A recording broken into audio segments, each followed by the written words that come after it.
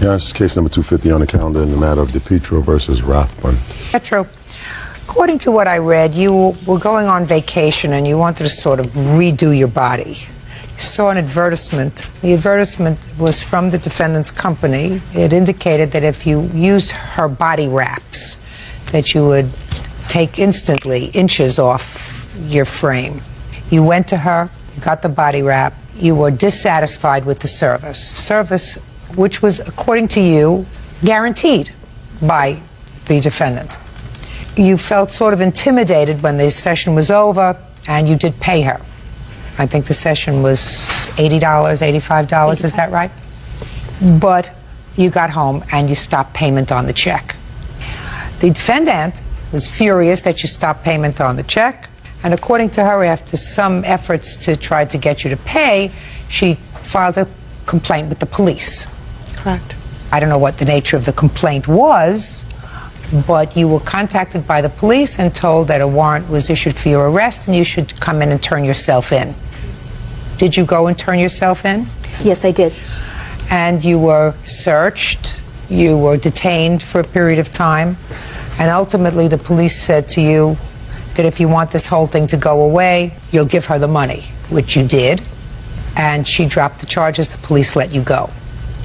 You are suing her for the following: for the return of your $85, but that's a small part of your complaint, and the rest of your lawsuit has to do with the humiliation that you suffered as a result of the arrest, because it's your claim that the defendant breached her contract to you, which was a guarantee of success. You said that the treatment was not successful. The defendant has a counterclaim, I don't know, loss of income. It's a nonsense counterclaim. I don't understand her counterclaim. She'll explain it to me. So let me see how you found the defendant. This is my evidence. Just show me the ad.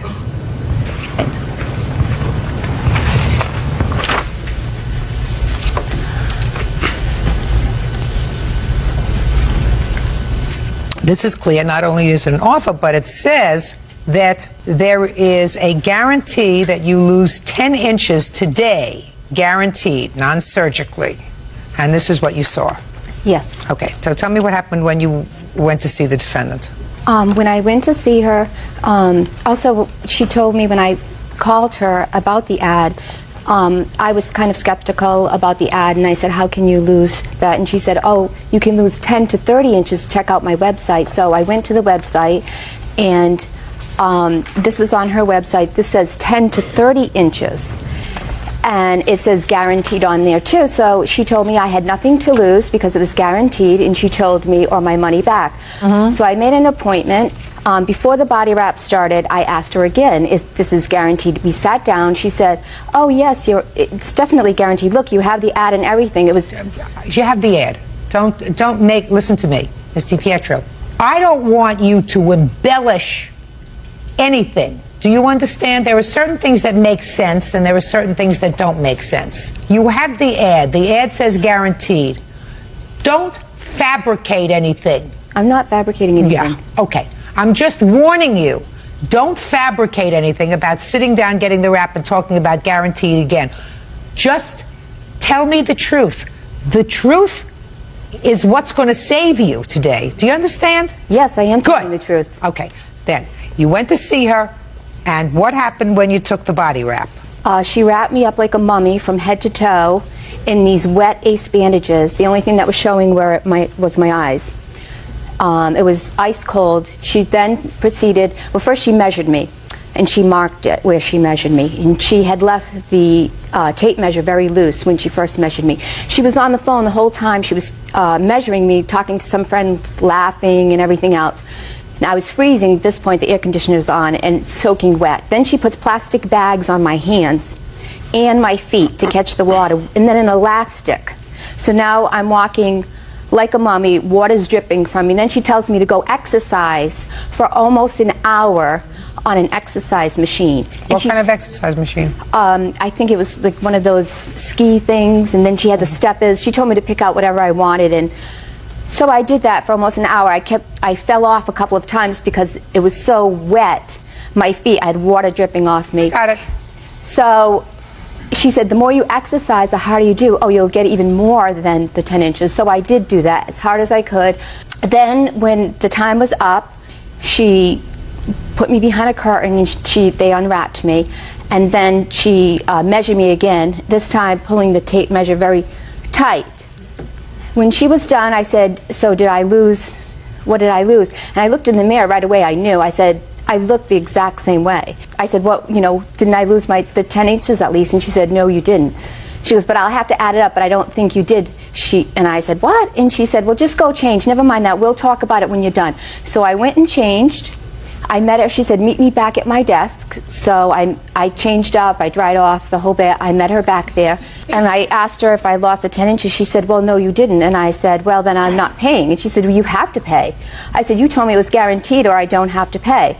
And she said, no, I waived the guarantee. I said, when did you waive the guarantee? I never heard, you never said that to me. She goes, oh yeah, I mentioned it when I was wrapping you because your legs are too thin. Believe me, my legs are not too thin. Judge Judy continues in a moment. I have the right to waive the guarantee. No, you can't waive a guarantee. I wouldn't have wrapped her. Pay careful attention to me. Real cases, real people. Judge Judy. Michelle DePietro says esthetician Claudia Rathbun guaranteed she'd lose 10 inches with her herbal body wrap. Michelle claims Claudia won't honor her guarantee. First of all, who do you work for? I own the company, the Millennium Body.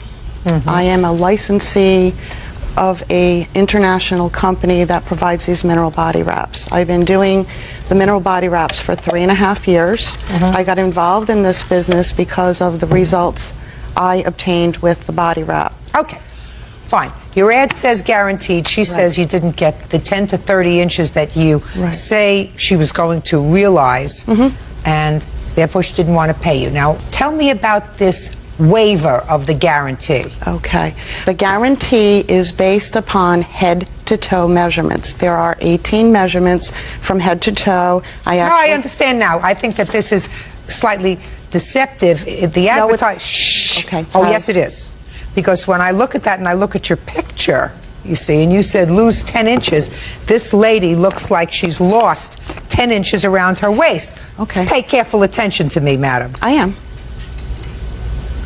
So when someone looks at this, they say, well, I'm going to lose 10 inches around my waist and my midsection. That would be terrific.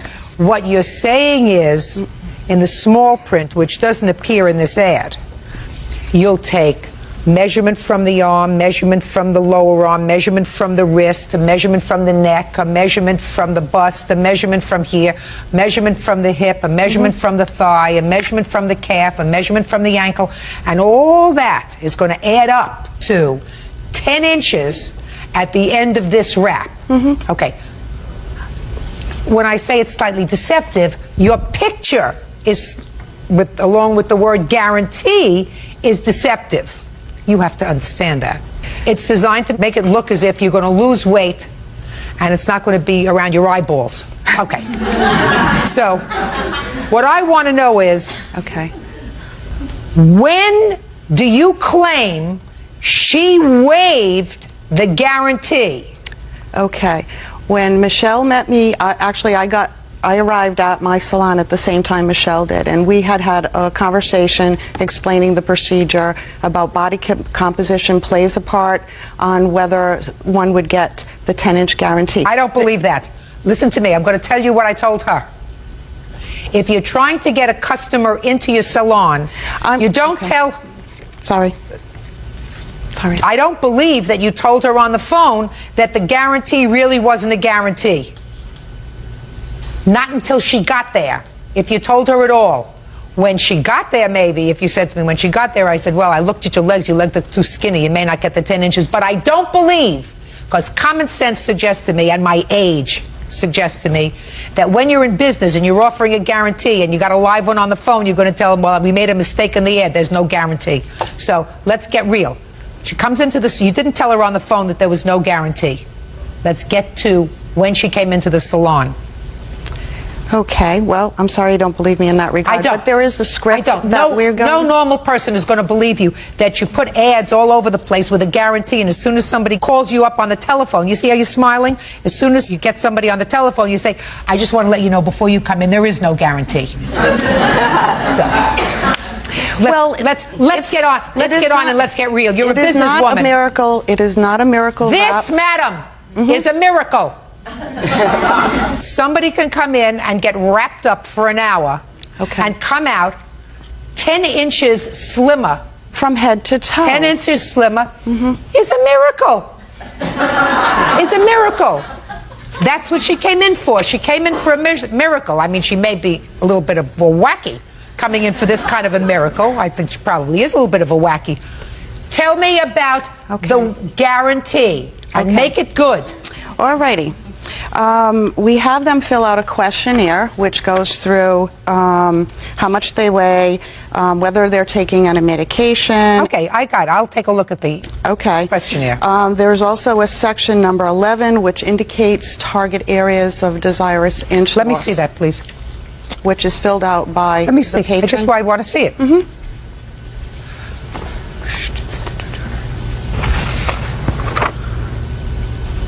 She filled this out, but I see she didn't sign it. She did not purchase a package. She didn't. Of wraps. Okay. So that's the instance when she would sign that. Because this is a program. This is not a one-time deal where someone will lose a size in one wrap. No. That's not what you say here, madam. That's clearly not what you say here. Let me read exactly what you say here. I understand that individual results may vary based on body composition and body size. Correct. I understand that the written inch loss guarantee applies to the first wrap only. Correct. Head to toe measurements. So what this says in plain English is you are guaranteeing 10-inch results for the first wrap. And you signed it. But I have the right to waive the guarantee. No, you can't waive a guarantee.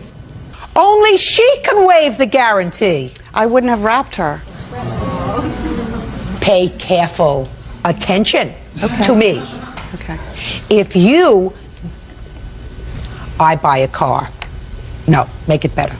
Bird buys a car, because I want him to pay attention. Bird buys a car, a brand new car. That car is guaranteed from stem to stern for 3 years. He has the car for 1 week. The car blows up. He takes the car back to the dealership, and the dealership says, we waived the guarantee for your car because we knew when it came off the assembly line that the guy who was putting it together was really not wrapped too tight. So we waived the guarantee. What do you think he would do? What would you do, Bert? I take it to Judge Judy. Real cases, real people. Judge Judy. Michelle DePietro says esthetician Claudia Rathbun owes for an herbal body wrap that didn't work. You cannot waive a guarantee. Somebody gave you very, very bad legal advice if they told you that you can make a guarantee here and then you, not the customer, could waive the guarantee. And I don't know whoever did that, but they got their legal license and closed the cover before you strike school. Do you understand? Okay. So you cannot waive the guarantee. Now, she paid you. Why did you pay her? Because she told me, she said, you have to pay me. And I said, but you didn't meet your agreement. And she said, oh yeah, I waived it. Didn't you hear me when I was wrapping you? I said, no. So you paid her. She started to get extremely rude. And then she said, you're offending me. And then she said, you need to pay or I'm going to call the police. So being afraid, I've never been in trouble in my entire life except for maybe a car ticket or something. Did you ever say to her, you better pay or I'll call the police? No. No, of course you didn't. I told you before, Miss DiPietro. Do not lie to me. And how do I know she's never said to you, you better pay or I'll call the police? Because you didn't put that in your complaint, which I read very carefully. I told you, tell the truth. You don't seem to be losing, but if you lie, you will. Do you understand? Yes. Right. See, I told her the same thing. She is very intimidating, Your Honor. She may be intimidating, and I believe she may be intimidating, or you may have been intimidated, but she never threatened to call the police. In any event, you paid her the $85, and then you went home and stopped payment on the check. That's what happened. Now, I want to see the complaint you filed with the police. I didn't file a complaint per se to the police department. What did you do? When someone stops a payment or I get a bad check, we contact the local police department, the fraud unit. Just a minute. There's a difference between a stop payment and a bad check. Well, I asked the police department whether the procedure would be the same for a stop payment. That's baloney. I don't believe that. Well, that's baloney. Why don't not? Believe it. I asked them whether the procedure would be the same. They checked the general laws of the state of Rhode Island and said yes. So the procedure. Let me see what the general laws say. I don't have the general. Then I don't believe you, madam, because it's common sense. There's my email. There's my letter to Michelle, which was sent certified. I don't care about your letter. You mean you were not asked to go in to file a complaint? It wasn't a complaint. It was trying to collect the funds for a service rendered. The police departments don't do that unless you know a cop. That's exactly. Unless you know a police officer, police departments don't try to collect. They send you to civil court. No, Your Honor, not in the state of Rhode Island. Your first course of action is to send a certified letter to the person who writes a check that is not cashable or a stop payment. I've done this a few times with some bad checks. Bad checks is different. I've never had this instance before where someone stopped payment. But you're going to listen to me. You're going to be successful because she played fast and loose. She told them she got a bad check and they brought you in. That's what happened. No, I didn't. Oh, I believe that that's true. I don't see anything different from you, madam. Police department does not handle stop payments. Stop payments are handled by civil courts. Bad checks are handled by the police department. Somebody passes a bogus check. She did not. She gave you a perfectly valid check to get out of your establishment and decided to stop payment on it because she decided that you violated the guarantee. You did not get the check back marked insufficient funds or no account by this person. You got the check back saying payment stopped. That leaves you a civil recourse because in the state of Rhode Island, which is last I heard part of the United States of America, they do have civil courts. They do have small claims courts where you could go to get it. This was just easier for you. Easier for you to follow the same procedure as you had followed before, which is you call somebody at the police department and says, listen, I got another bad check. So you're suing for $1,500. Correct. You're going to get it. You're going to get it. You did the wrong thing. What you do is if you have a civil complaint, you go to civil court. You don't call your local friend at the police department. Judgment for the plaintiff in the amount of $1,500. That's all. Step out. Counterclaims dismissed. Comfy? Thank you. Your Honor, this is case number 228 on the calendar in the matter of Haas versus Terhune. Thank you. You're welcome, Judge. Parties have been sworn in. You may be seated. Sir, have a seat, please. Mr. Haas, was this the gentleman who was with you at the movie theater on the day of the incident? Yes, ma'am. According to your complaint, Mr. Haas, the defendant assaulted you by spilling soda on your head in the movie theater. And you were injured. Your eye became infected. Something happened to your eye as a result of that. I read the defendant's answer, and quite frankly, she doesn't deny that she did it. But in effect, her defense is that you're a crybaby, it's no big deal. Is that what your defense is? Yeah, that's what I figured. I don't know how that's going to fly, but we're going to find out. I'm not going to start with you. Okay. I'm going to start with Mr. Hune. First, I want you to tell me how old you are. 38. You work? Yes, ma'am. What kind of work do you do? I'm a technician on computers. Tell me when you went to the movies on the day that you came into contact with Mr. Haas. What date was that? I don't remember. He says it was the 7th of November. Is that right? Yes. Okay. What movie were you going to see? Frida. Good movie. For what performance did you buy a ticket? The first one, like 11 o'clock, I think, or in the morning? Yeah. Busy theater? Not a lot of people that day, maybe 30 people. Now, you arrived at the theater, bought your ticket, and went and took a seat. 30 people, so the theater wasn't full. When did Mr. Haas arrive? Probably 5 minutes after the movie had started, and it just took him a little bit to settle in. Where did they settle in? Right in front of you? In front of me and down maybe 6 seats, probably. Tell me what happened. They were talking, and they weren't I mean, at first it was like, we have our seats now and that kind of thing. But then they kept talking. It wasn't about the movie. They were talking about how they got there and things like that. They were just chatting. And people were staring at them. Finally, I said, please be quiet. And Mr. Haas turned to me and said, we're not being loud enough to disturb you. So then they were quiet for like 10 minutes, and I didn't care. If he had to call me so he'd be quiet, I didn't care. Okay. But then they started again. And again, it wasn't, what did she say or anything? It was just chit-chat. So I got up to leave. I figured I'm not going to be happy here. There's no point. And as I walked past, I walked right past his head. And I had a big soda in my hand, and I poured it over his head. Shh. Okay. So then he, people laughed, and he jumped up and said, you're going to go to jail for assault if I have anything to say about it, and started running and carrying on. And I was leaving, and he was following me, and I figured he's just going to get my license plate, and he can call the police and tell them what a mean lady I am. And instead, I had this book bag. It was heavy enough that it carried books in it. It wasn't like a shopping bag or anything, but it was made out of like a plastic material. And he grabbed it and ripped it in half. I don't have it. I gave it to the police. I wasn't sure if I could take him physically, so I decided to just wait for the police to get there. And they came and they issued citations to both of you? At his insistence. Okay. Mr. Haas, let's take it step by step. Did you arrive 5 minutes after the movie started? The credits were still rolling. I don't care whether 5 minutes after the movie started, you arrived. About? Why? Why? Why? Well, it was actually the right time to arrive. Why? Well, we didn't have to watch the previews. Yeah, but people got to a movie theater and they settled in, and the movie theater went dark, and then you decide, quite selfishly, to arrive. If you said to me, we didn't mean to arrive late, we just arrived late because we hit traffic or the car wouldn't start or whatever, what you're telling me is you don't have to go in to see the credits and to hear the opening salvo.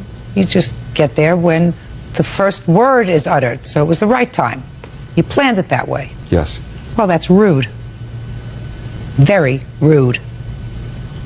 And when you sat down, were you speaking to your friend? A few words. Why? You've already been rude, arriving late. Other people are there. 30 people arrived on time, settled themselves down. Not only do you arrive late so that your big bodies are blocking the screen so that people can't see it as you're going to sit down in your seats, but you sit down and then you start to talk. There were only a half a dozen people in the theater, and our What big difference bodies, does it make? There were more than you. and our bodies didn't block any screen viewing How do you know that? because there was only a half a dozen people in the theater. Mr. Haas, so you telling me that your chatter didn't bother anybody else because there were only 6 people in the theater? A word or two passed between friends isn't chatter. I don't believe that that's what happened, Mr. Haas. I don't believe that. And I'm not even going to ask him because you didn't say, glad we got here, fine, I'm going to be quiet. You were talking to him. She asked you to be quiet. And according to you, you said, not talking loud enough to bother you. And you did call her a name. You acknowledge that. Is that Yes. right? Well, you're rude and disrespectful. I'm not saying that she had any right whatsoever to do what she did.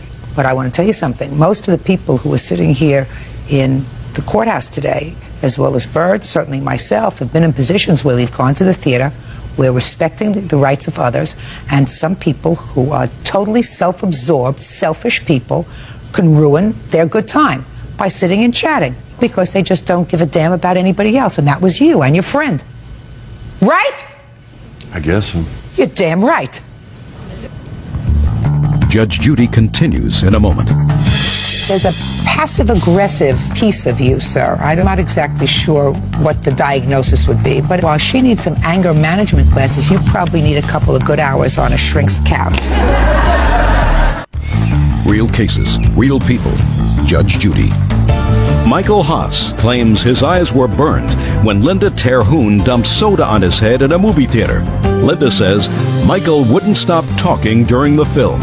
Mr. Haas, I am totally unsympathetic with you. I just want you to know that. You were rude, and she had had it up to here.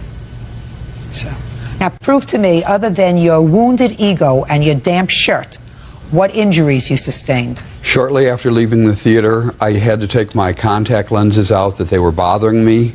I tried to call my eye doctor because my eyes were burning. It was over the Veterans Day holiday, so I wasn't able to see my eye doctor, until the following Tuesday. And then when I did go to the eye doctor, I was diagnosed with a chemical burn in my eyes. Show me.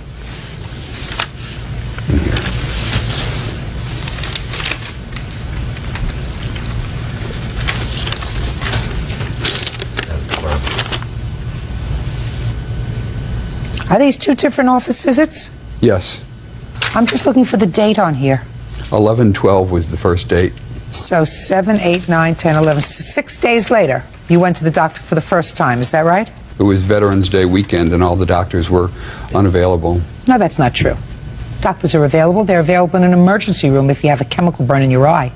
So what were your out-of-pocket expenses, sir? About $1,295. Show me. I see one bill for $40 and one bill for, well, this I don't understand, sir. February 19th, 2003, you went to the doctor for $305. That was as a result of not being able to wear my contact lenses anymore. I had to get eyeglasses. That doesn't say that here at all. It doesn't say that here at all. Yeah. Don't buy it, sir. So you can take this back. Now, let's get up to $1,200 and some odd dollars. Where is that from? In addition to needing to go to the eye doctor, evidently when the contents of her cup were dumped on my head and I jumped up from my chair, I sprung my back and went to the chiropractor. See the groans? Let me see the chiropractor.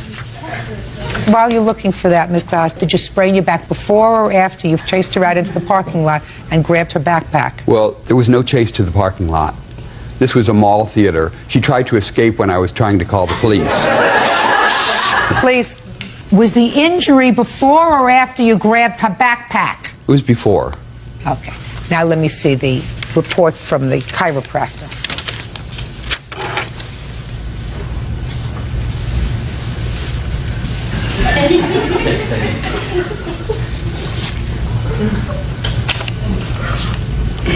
Sir, these are just bills. You have a report from the chiropractor? They're paid bills.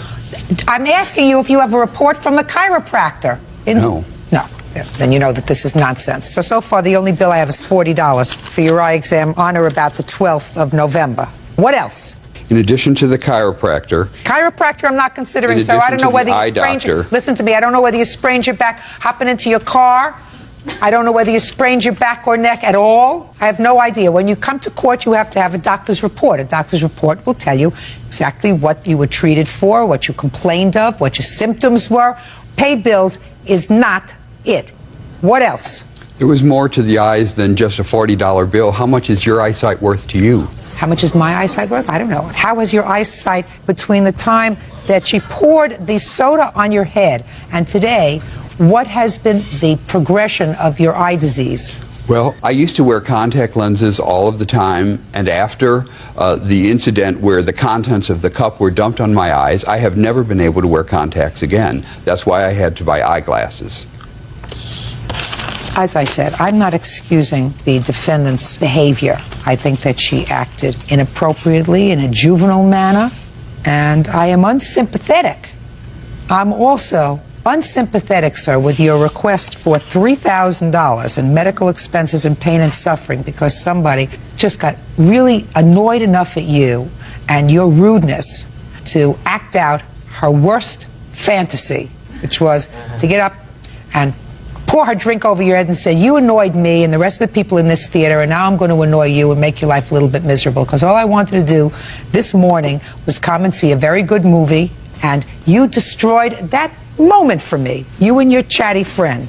And I'm going to get even with you. And everybody here has had a moment like that. You had no right to do that. She also had no right to throw soda on him. By the way, did you ever at any time apologize to her for using profanity and calling her a name? No, I would expect that she would apologize to me and be responsible for taking some anger management course. Mm-hmm. What's the name of... Gee, there used to be a woman who dealt in etiquette. I'm trying to think. Miss Manners. She owes you an apology. She does. You owe her an apology. Real cases, real people. Judge Judy.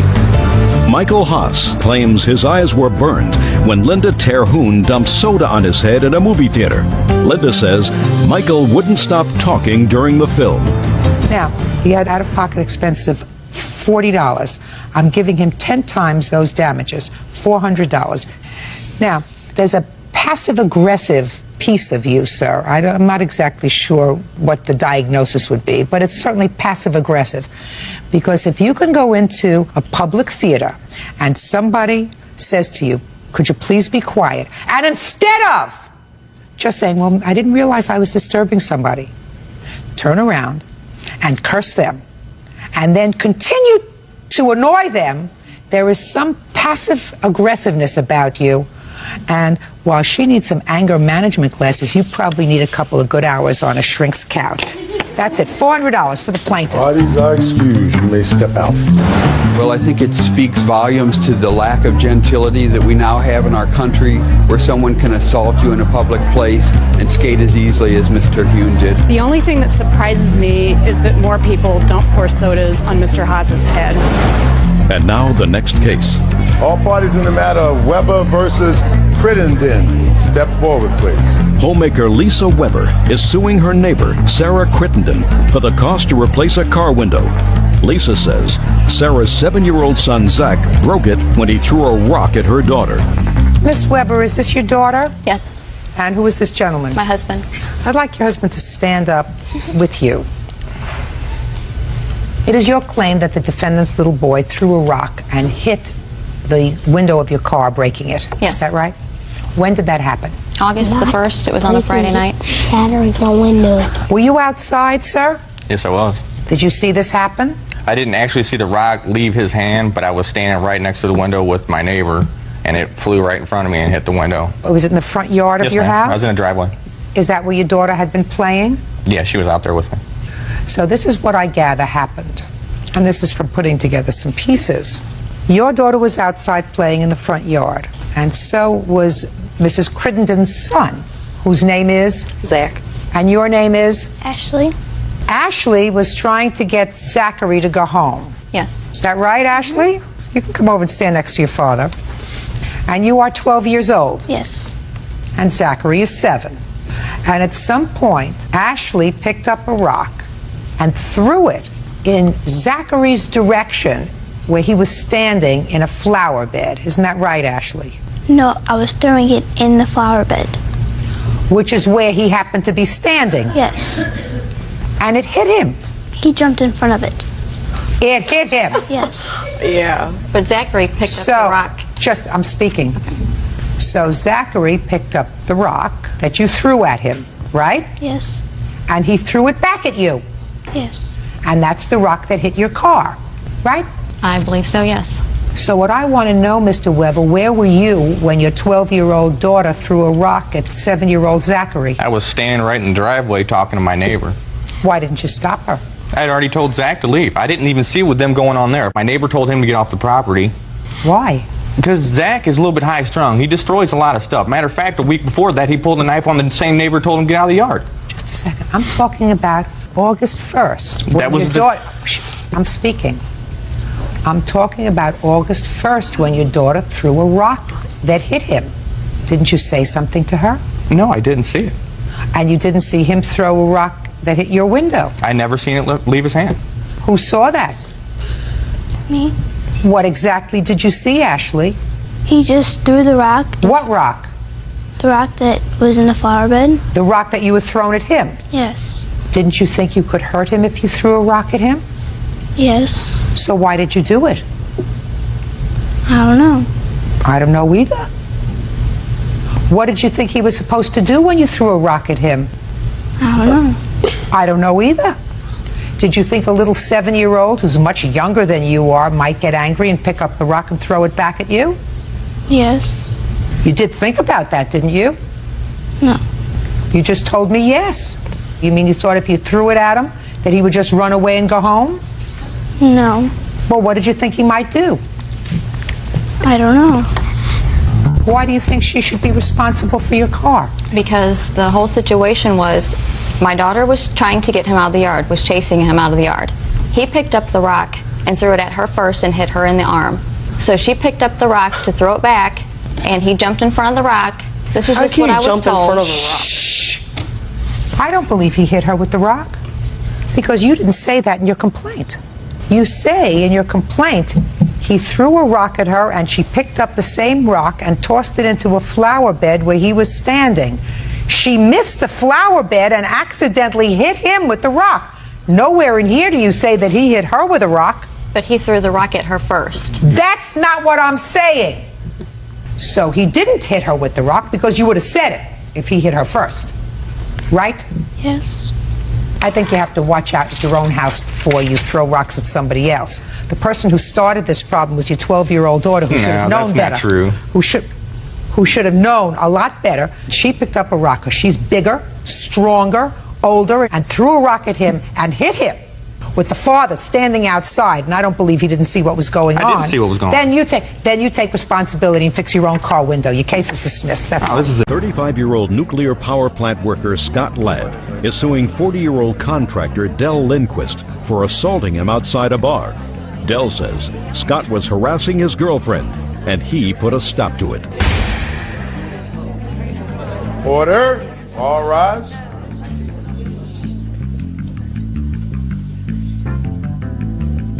Now, this is case number 59 on the calendar in the matter of Ladd versus Lindquist. Parties have been sworn in, Judge. You may be seated. Ladies, have seats, please. Mr. Ladd, according to what I've read, sir, you went into a tavern and you had half a dozen beers, maybe 4 or 5, ordered a large pizza to go, and as you were exiting the tavern, there was some sort of an altercation with the defendant. Then you claim outside he assaulted you seriously. Is that right? That's correct. His ultimate defense is there was some sort of a verbal altercation. You bet him $20 that you could whip his butt, and you did. That's your defense. So that it was a fair fight outside. That's your defense. It was a that you won the bet. No, I haven't been paid. That was cute, Mr. Lindquist. We'll see. All right, Mr. Ladd, had you ever seen this gentleman before? Just as a patron of the bar. What time did you arrive at the bar? Approximately 7 o'clock. And what time did this assault take place? 9:30. So you were there for about 2.5 hours? That's correct. So what happened when they give you your pizza, you pay your tab, and you start to walk out? Well, it's very busy as I'm going through the crowd. Supposedly, I bumped into his girlfriend, which was sitting on a bar stool in the aisleway to go out the door. Supposedly, Mr. Lindquist confronted me about... Not supposedly. Listen, stop with the supposedly. You tell me what you remember of that evening.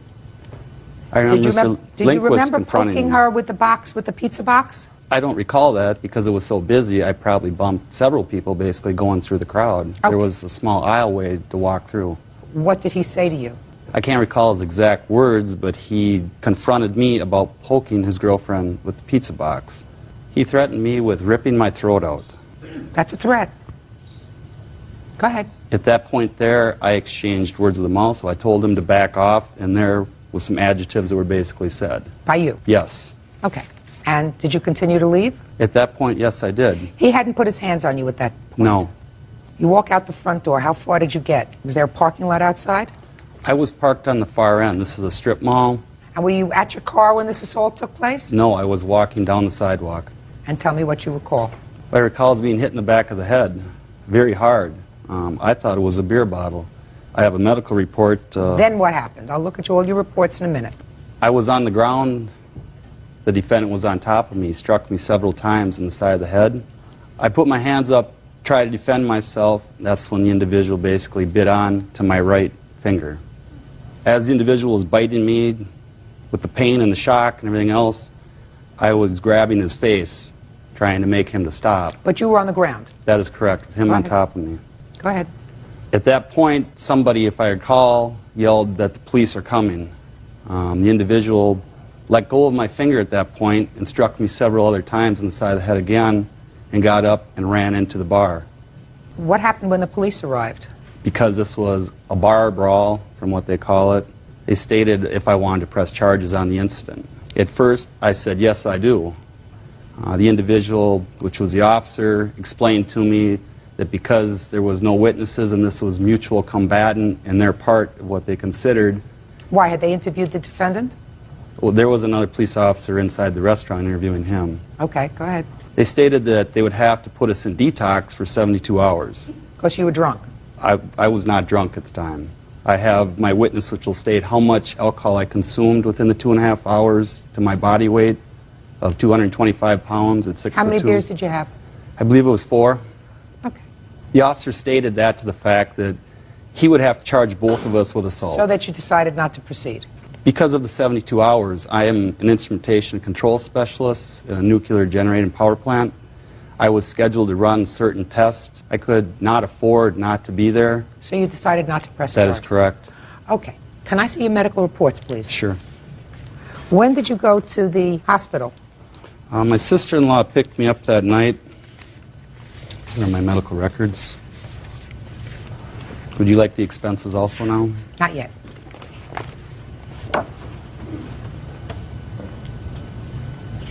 Did you get any police reports? Yes, I do. I'd like to have them too, please.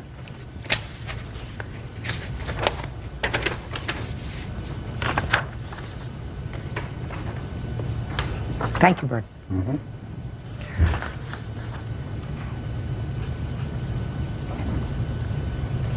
Now I'd like to hear your version of the events. Well, Mr. Ladd was walking out of the bar. What time did you arrive at the bar? 9 p.m. Your girlfriend was with you? Yes. Go ahead. I asked him, "Are you leaving so soon?" And he had said yes, and unless Kathy will buy me a beer, as he had his pizza box and poked her in the back. And didn't like what he was doing, and I says for him to stop that. He made a foul-mouthed remark that I don't care to repeat. Well, repeat it. He said he effed her in the and not to worry about it. Right. And that's when I made the comment that I'll bet you 20 bucks that I'll take you outside and kick your butt. And he walked around the corner and stood where the waitresses stand and motioned me like, "Well, come on, are we going to do this?" And I followed him around, and he walked down Why this... did you do that? He's gone. He's leaving. He's motioning me and egging me on, and he had bet me. No, no, no. He didn't bet you. You bet him. Well, he agreed to the bet. Go ahead. Got out the door, walked down the... He walked down at least 50 feet. Right, And so I'm he's leaving. He is leaving. And his back is towards you. No. Well, his back has to be towards you, sir, unless he was walking backwards. No, he was making remarks His back has to be towards you as he's walking, sir, he because... was turned sideways. So he's walking sideways, like a Walking crab. sideways. Walking sideways, talking to me. All right, or go ahead. Saying bad words. He sets his pizza box down and invites me on, "Are we going to get this done?" When we first came together, he reached out and he grabbed me by the face as we were standing face to face, shoulder to shoulder. And You weren't started, standing shoulder to shoulder with him. No, I wasn't. But No. You weren't standing shoulder to square shoulder to shoulder, square shoulders to square Right. shoulders. Reached out, grabbed me by the face. Why? Why? I don't know. I just imagine that to be face to face. Well, Face to neck. Go ahead. and he kind of grabbed my face to where I couldn't really get near him. We were going to fight. He grabbed inside my mouth and underneath my chin and started pulling me to the ground. And whether I bit him or he got cut on my teeth on the way down, I just happened to come out on top. Real cases, real people. Judge Judy. Nuclear power plant worker Scott Ladd says he was assaulted by Del Lindquist after exchanging words with him in a bar. Del says when Scott insulted his girlfriend, he beat him up. Which one of you ladies was present during the course of this altercation? I was. Can you step up, please? Tell me your name. My name is Lisa. Lisa what? Lisa Tyson. Ms. Tyson, do you work at the tavern? Yes, I do. What kind of work do you do there? I'm a bartender. You know both of these gentlemen. Yes, I do. You ever had any difficulty with the plaintiff at the bar? No, I haven't. You ever had any problem with the defendant before at the bar? Yes, I have. I've witnessed him making verbal remarks to other customers that would talk to his girlfriend. Like what? He told this other guy who was talking to his girlfriend that he wanted to rip his throat out. He likes to say that. Clearly. I guess. But then I immediately went over there and confronted the situation. And I warned Dale that if he decided to fight in the bar or in the parking lot, he will be 86'd out of the bar for good. Did you hear any interaction between the two of these gentlemen? No, I didn't. Did you wait on Mr. Ladd that evening? Yes, I did. Do you recall how much alcohol he consumed? He had about 4 beers. Have a seat. Thank you very much. You have any other witnesses that you want me to hear, sir? Yes, I do. I'd like to have the manager of the bar step up. Tell me your name. Deb Miles. Miss Miles, did you witness any part of this incident? I was not outside. I did not see that. I was chatting with Kathy, Dell's girlfriend, and another gal. This is girlfriend. Right. Next thing I knew, a waitress from the dining room came out and said that there was a fight going on outside. So you really didn't see anything? I did not see that, no. What did you want her to testify to? I don't want to testify for her, but Kathy, Dell's girlfriend, knew nothing of this incident. She can support that claim for me. Oh, just a second. Did you ask her what they were doing outside? I asked her if she knew they were outside. And what did she say? She said no. And then she wanted to go outside. And I said, no, you have to stay in here, Kathy. You've been drinking. Don't go out there. Just stay out of it. Was she drunk? She did quite a few, in my opinion. I didn't personally serve her, so I don't know for sure. Did she say anything about anybody doing anything untoward to her that evening? No, no. We were just chatting, and the next thing we knew, this fight was going on. So we didn't hear any argument, anything like that. Step up. What's your last name? Dubé. What do you remember? I didn't see nothing outside, but I do remember him walking by. He walked by, and what happened? He said to him, leaving so early, he said, yes, I've had too much to drink. I'm going to take my pizza and me home. Unless Kathy wants to buy me a drink, poke me in the back. And it was real crowded. And I was talking to the manager, Michelle, on the right hand of me, and Debbie was down a chair from me. Right. And then I just started talking to Michelle, and then all of a sudden I heard him telling him to quit poking me in the back. And then as he was walking away, that's when he said what he did to me. Which was? I don't want to say it. Well, I'd like to hear what you I just heard him heard say.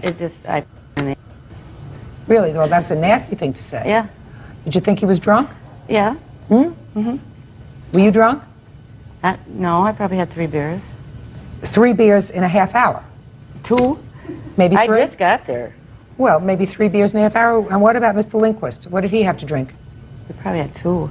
Maybe 3. Well, the officer indicates that both suspects were intoxicated, and the effects of alcohol was very obvious on both of them. Can I make a comment related to that? Sure. After being struck in the head several times and with what I believe with a beer bottle. Did you see a beer bottle, by the way, when this altercation was over? I did not know. Okay. So it's possible that you were just hit on the back of the head with a fist. It's possible. That's possible. Doesn't make any difference. The medical records indicate that you were injured that evening. I don't want to interrupt you, but with the injury I sustained to my finger, and the shock and the trauma and everything that was going on, if the officer smelled alcohol on my breath, was establishing 4 beers over a 2.5-hour period.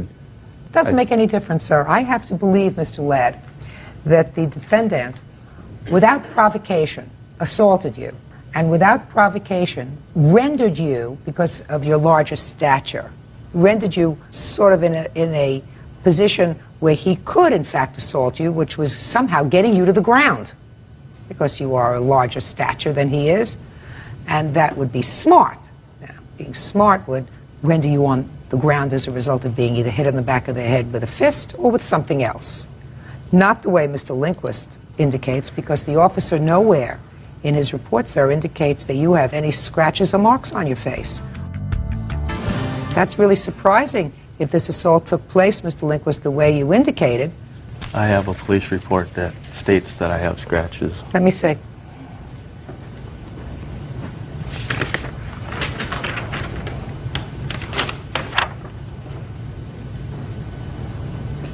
Suspect 1 had minor scratches or scrapes on his face. Suspect 2 possessed open wounds on his fingers and a slight laceration to his forehead. Mr. Lindquist, did you ever hear the expression when you were growing up, sticks and stones will break my bones, but names will never hurt me? Yes, Your Honor. And you've had trouble with people talking to your girlfriend before in the bar, according to the bar people. Yes, Your Honor. So this isn't an unusual occurrence to you. If you don't want people to talk to your girlfriend, sir, keep her in your apartment. Because if you take her to a bar where people sometimes get a little high, a little happy, and they may say something either in a polite vein or in a seductive vein, or sometimes, according to you, totally inappropriate things. If I believe what you attribute to him, it was totally inappropriate. But the reaction, especially if you know or believe that someone is intoxicated, you believed he was intoxicated, right, Kathy? Mm-hmm. Huh? Yes. Then you just let it rest. Then I have to believe that he egged you on. Well, I don't believe that at all. I believe that the guy's taking his pizza and he's going home. He's out of there. You decided to follow him outside, which you did.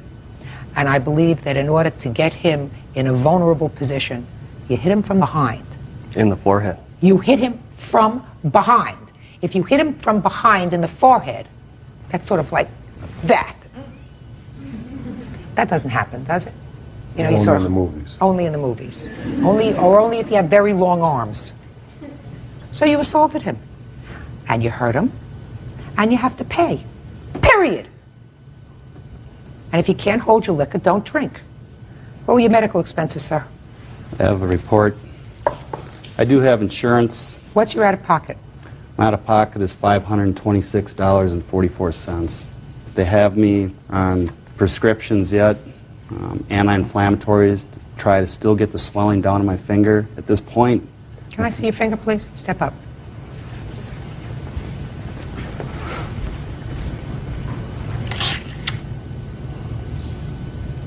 You still have no feeling in the finger? The finger is totally numb to light touch.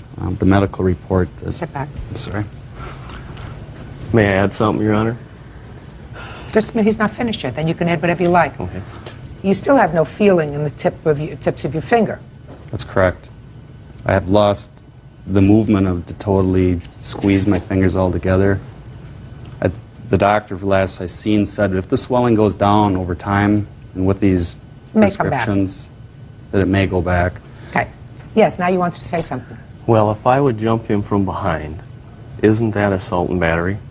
Wouldn't, you know, if I'm walking out in the parking lot and somebody jumps me from behind and the police come, I think I'm going to make a report or have him arrested, you know, because people... Sure, unless you're inside with the other police officer who you spoke to that evening. Is that right? Yes. And I assume you gave him the same cock and bull story you gave me. The way you indicated that you were standing shoulder to shoulder to him and he put his fingers in your face, and so that's how you bit his finger. He set his pizza box down first. What? He set his pizza box down first. You know, if somebody got jumped from behind, don't you think there'd be pizza all over the place, too? There might be. Where is there an indication that there wasn't? Where is there an indication Wouldn't you think he'd want to be paid for his pizza, too? Are you kidding me or what? No, I'm not kidding you. I'd be mad if You somebody... got a hot temper. If somebody knocked me down from behind and knocked my $20 pizza on the ground at the same time, and the police showed up, I would definitely file some charges here. Well, he wanted to file charges, sir, but you told the police that this was a fight, a barroom brawl, that he actually started with you. He actually put his hands on you first. That's what you told me. That you correct. Turned around shoulder to shoulder after you followed him out of the bar, and he took his hand and put it in your face, and probably as a result of the heavy pushing, he fell on top of you, and that's how he ended up on the ground, and probably on the weight of you both going down and his finger in your mouth, that's how his finger got lacerated, requiring medical treatment and stitches. That's what you told me. Yeah, I grabbed Judgment for the plaintiff in the amount of $5,000 as requested. That's all. This is case number 56 on the calendar in the matter of Ellison versus West. Parties have been sworn in, Judge. You may be seated. Folks, have seats, please. Miss Ellison, you and Miss West were friends. Yes. Your complaint states that you had an argument over something. The children. And subsequently you were receiving some harassing calls. You decided that you needed some protection, so you got a dog. Yes. It is your claim that the defendant, in retaliation for something, enticed the dog onto her property and subsequently adopted the dog. You want the dog returned to you Correct. or its value. Yes. Okay. How long have you lived in the same neighborhood? About a year and a half, 2 years. Is that how you know her, from the neighborhood? Yes. When did you get the dog? The 15th of March. Where did you get the dog? I used to be a dog groomer by trade, and one of my former customers asked me to take her because her daughter had very severe allergies. Had to get rid of the animals, unfortunately. What kind of dog is it? She's a Dalmatian Black Lab mix. She's a mutt. Yes. So you took the dog? Yes. Didn't pay for the dog, but you No, took ma'am. the dog. Where did you put the dog when you brought the dog home? We tied the dog outside in the front because we were having a lot of harassment problems. Is it a fenced yard? Not in the front, no. What was she tied with? She was tied with a brand new chain and collar, and that we bought her before we bought. Did the dog have a license on the collar? No. So that there was no identifying mark on the collar? No. What time did you come home from picking up the dog? About 5:30, 6 o'clock. And what time did you find the dog missing? I didn't put her out until about 9:30. At 9:30 you found the dog missing? Yes. What did you do? First, we went out searching for her all over the neighborhood. And my husband said, she's probably down at Cindy's. At first, I didn't think Cindy would, go that low, but she did. And we made signs, and we put the signs out early the next morning. My husband... Where did you put out the signs? On the telephone poles, one being right beside her home, and another one down the street, and all up and down Galbraith Road, which is the off street from where we go to. Okay. I called the SPCA, who had told me that the dog wasn't there yet. I have a lost dog report where I filed the lost dog report that morning. To see it, please.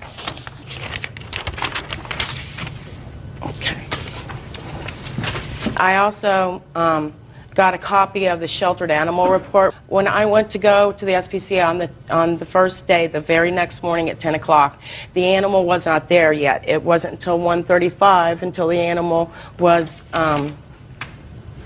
picked up by Cindy.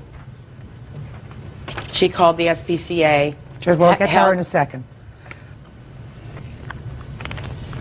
Okay, now how did you find out the dog was with Miss West? My daughter went to a local pharmacy around the corner from where we live, which views the backyard of Mrs. West's home.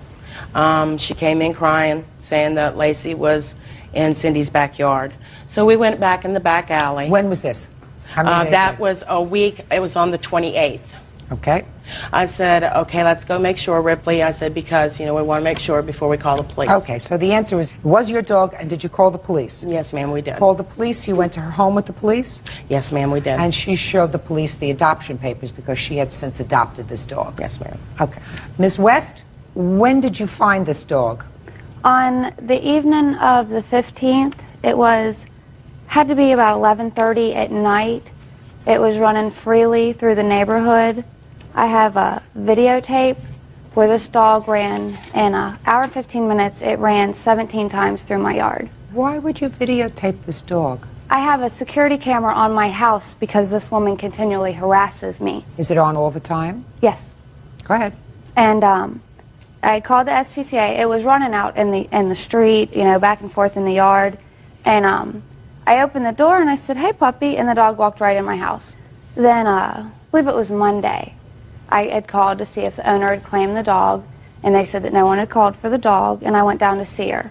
Owner has 5 days to claim. I waited 6, and then I went with my son and adopted the dog. Did you see any signs that Miss Ellison put up in your neighborhood? No, that's a complete lie. You didn't see? No, No. I don't know whether it's a complete Well, lie or I didn't not. see any. The answer is you did not see No, any I didn't see signs. any. Okay. Now let's get to your counterclaim for a minute. Okay. Your counterclaim is that the plaintiff vindictively Mm-hmm. called Protective Services, uncross your arms, called Protective Services and said things about you with regard to your children, causing your children to be removed from your custody for over 3 weeks. Yes, ma'am. All right, so I'd like you to tell me about that because that's your counterclaim. Yes. In the period when we were friends, there were several times that she stipulated to me that no matter what happened, not to call 241 Kids because she runs a very filthy household. And so we had agreed to that. If we hadn't, I'd have called Children's Services before she did. But I give my word, I don't want to hear you. Go ahead. On March 1st, Children's Services knocked on my door claiming that they had got a report for a filthy house. Supposedly there was garbage in my house up to here, that I beat my kids, that I didn't feed my kids, and several other allegations. Okay. And my children were removed from me until there was a parental screening done. Just a second. That's not what Protective Services does. They don't come in, remove children for 3 weeks while they do an investigation. When they receive a report, they come in and they say, can we come into your house? And they come in and they make certain observations. So if they came into your house, they must have found your house filthy. No. Did they speak to your children? Yes. And it was at that time that they removed the children? My children weren't actually... Answer. Was it at that time that they removed the children? They were placed under a safety agreement. Okay. So they allowed the children to remain in your home under an agreement with you. Is that right? No. With whom? My children were not allowed to be left alone with me whatsoever. I either had to have someone stay with me or they had to go to my mother's. Okay. So they were allowed to stay with you if there was someone else in the house. And that was after they spoke to the children? It was... After they spoke to the children? No. Wrong. Real cases, real people. Judge Judy. Elizabeth Ellison says neighbor Cynthia West stole her dog in retaliation for calling child services. Cynthia is countersuing for defamation of character. When was the agreement entered into that you would not be left unsupervised with your children? On March 1st. So this is before the dog disappeared? Was there an investigation? Was there an investigation? That's my question. Yes, I have an open case. So your case was not marked unfounded. It is still an open case. I can explain to you why. Just answer my question. Okay, yes. The case was not marked unfounded, which means that there was no merit to the claims. It was an open case, which means it's still outstanding and subject to investigation. It'll be closed the end of this month. Who knows? I do. Do you have any reports from social services? That's confidential information. It would have to be subpoenaed. So that you don't have them? Exactly. Do you have any initial reports that were furnished from social services? Those are not public information. Okay. Is this the first time that social services has visited your home? Oh, yes. The first time? First. Very first. Why would you and the defendant talk about not calling social services? I mean, I've had lots of friends in my life. One of the things that we certainly never talked about was never calling social services about how we are as parents. We talked about a lot of other things. We complained about our husbands, the local market, but we never had a discussion about social services. Why would you have an agreement with her not to call social services, Miss West? That was a stipulation that she set down, not I. No, it was a stipulation you set down by now, being okay, a drug just a head. second. Miss Ellison, you interrupted again, but I'm going to come I'm back to sorry. you for a second. I'm not going to ask you whether or not you placed this call. It's an anonymous hotline. It was because it's an anonymous hotline, so I'm not going to ask you whether you did or not. But it is your belief that because she thought that you placed this call, she retaliated by taking the dog. Yes, ma'am. Okay. I have proof she took the dog. Let me see. This is a Coleraine Township Police Department police report. If you would read it, you would see at the bottom, it states that she admitted taking my dog. Let me see. And she also knew it was my dog. She told him when she got there. When he got Don't there. tell me what she told him. I'm looking it up. Sure you don't have a copy of that? Yes, I do. Thank you. Okay. I'm going to give both of you 1, 2, 3, then you're out of here. Do you understand? Yes.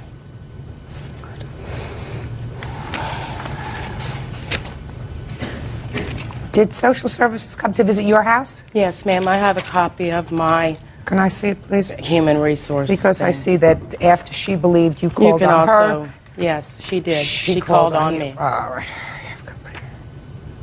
May I comment? Sure. I did not make that call. I'm not the only person that knows she runs a filthy house. Okay. All I can tell you is she has this document here, which you clearly do not have, which indicates that her case was immediately closed. They made a surprise visit, just like her. Sorry. I like to conduct a very orderly place. Clean, neat, and orderly. Go ahead. You don't have this, that your case was closed, is that right? No, because my case is still ongoing. Would you like for me to answer that why? You had asked me that before. Sure. The reason my case is ongoing, part of the social interaction with her and I, we'd smoked marijuana together. I was a recreational user. She That's gets a high lie, all Judge. day, I don't every want to day. hear. That's what. Shh, shh. Listen to me. Case closed. Case still open. That's the objective fact. Because I admitted to my recreational use is the only reason I have an open case. Because they caught you at the door, you and that Nicole, your listen. witness, smoking a joint. Listen to me. And you know what Don't- happens in my house, huh? What? You don't understand? You're going to both be out of here. Well, Miss West, police officer attributes the following to you. She stated that Miss Ellison had her kids taken away, but all she did was take away her dog, Miss Ellison's dog. So she, quote, went pretty light on her. That's what you told the police. Can I respond? Yeah, the police don't lie. Well, no, I'm not going to lie. Shh. You don't get it. Yes, I'm waiting for you to respond. Okay. This was after she had come to my backyard and was cussing and hollering that I had her dog. That was the first point at which I was aware that this dog had previously belonged to her. And I did tell them that, but like I said, it was after that she had pointed out to me, you have my dog, and a few other explicit words mixed in there. But she had pointed that out to me. So at that point, I did know that it was her dog. But that was the first time that I had knowledge of that. Who knows? Okay. Nobody tapes a dog in a video yard. Listen to me. Listen to me. I want you to be quiet. Okay, you're right. I'm sorry. I have several things to consider. Right now, the dog has been with you for quite some time. Dog is integrated into your household? Yes. And you, I assume, take good care of this dog? Yes. Good. No. I don't want to hear from you yet. I'm primarily concerned about the dog, the children involved. Right now, she is the legal owner of that dog, and your lawsuit wants either the return of the dog or the value thereof, which you place at $500. Quiet. That's what your lawsuit says. The lawsuit is for, the $500 is for harassment. We would like to have the dog back. That's all we've ever wanted. What I'm telling you is she is now the legal owner of this dog, and I have to make a judgment as to how I'm going to resolve your lawsuit. I believe that there is a substantial possibility that Miss West did, in fact, come to your property, unchain the dog, and take the dog. That is a possibility. It is also a possibility that the dog got free. I agree. And was, in fact, roaming around. What she did was she did not secrete the dog. She brought the dog to the ASPCA immediately. You had an obligation to be vigilant and you could go to the ASPCA every day to see if the dog was there. The dog, I'm called speaking. every day. I don't care, call. I'm speaking. You had an opportunity to go to the ASPCA every day for day 1, 2, 3, 4, 5. Look for your dog. You did not do that. So put your hand down. So since the dog has been in her custody, you had an opportunity to go and pick up your dog. You did not do that. She did not hide the dog. And there is, again, that possibility that your dog did, in fact, get out. Just get out. She probably knew it was your dog. Not sure, but I don't indulge myself in potentials or possibilities. I'm speaking. So I am awarding you $500. Even though you did not pay for this dog, I believe that Miss West knew or should have known that this was your dog and that there was a bit of retaliation in her keeping the dog and not calling you and letting you know that she had found the dog, and that there was something sneaky about the way she went about going there and legally adopting the dog. But she has legally adopted the dog. The dog is hers. It has been with her and her family for a long time. Now, Miss West, I'm going to get to your counterclaim, which I am dismissing. What state do you live in? Ohio. The state of Ohio does not remove children from their home without cause for 3 weeks without taking a parent to court. Period. End of discussion. No state does that. The state may say, I'm going to give you a warning, clean up your house, but if the state of Ohio is still part of this union, there are certain due process rights that you have. And if your children were removed from your home, as you state in your claim, as a result of what is an anonymous call, and it may well have been Miss Ellison who called. May well have been. But it doesn't make any difference. She did not remove the children from your home. The state removed the children from your home, which means that they found some cause to remove the children from your home. Since you do not have the paperwork to show me what the cause was, I have to assume. I do have. Well, you do have now. Swell. I do have the paper for the safety agreement. I do not have the letter that she has. I left that at home. I don't want to hear the letter for the safety agreement. I want a report from the state indicating why they removed the children from your home. This is what this is. Well, I'll take a look at it. That Your doesn't Honor. look like, I don't want to hear from you. You're finished. Okay, no problem. Well, they clearly found you using drugs. I admitted to it. They asked Whether me the you question. admitted to it or they found it. One of the stipulations was adults will refrain from all illegal drug use in the home. Who else lives in the home other than you and your 2 children? My husband. Nicole's staying with us right now. Excuse me? Nicole Lake, this lady right here. Her mother left and went to Florida, so she's staying She with was me. the one so they she can found stay. doing drugs. Shh. Don't want to hear you. What are you showing me? I read this already. In the highlight, it shows that Miss Ellison admitted to being the one who called 241. What difference does it make? The police had cause. The police had cause to remove your children. They either saw or you admitted to using drug use. And listen to me, Miss West, I'm not stupid.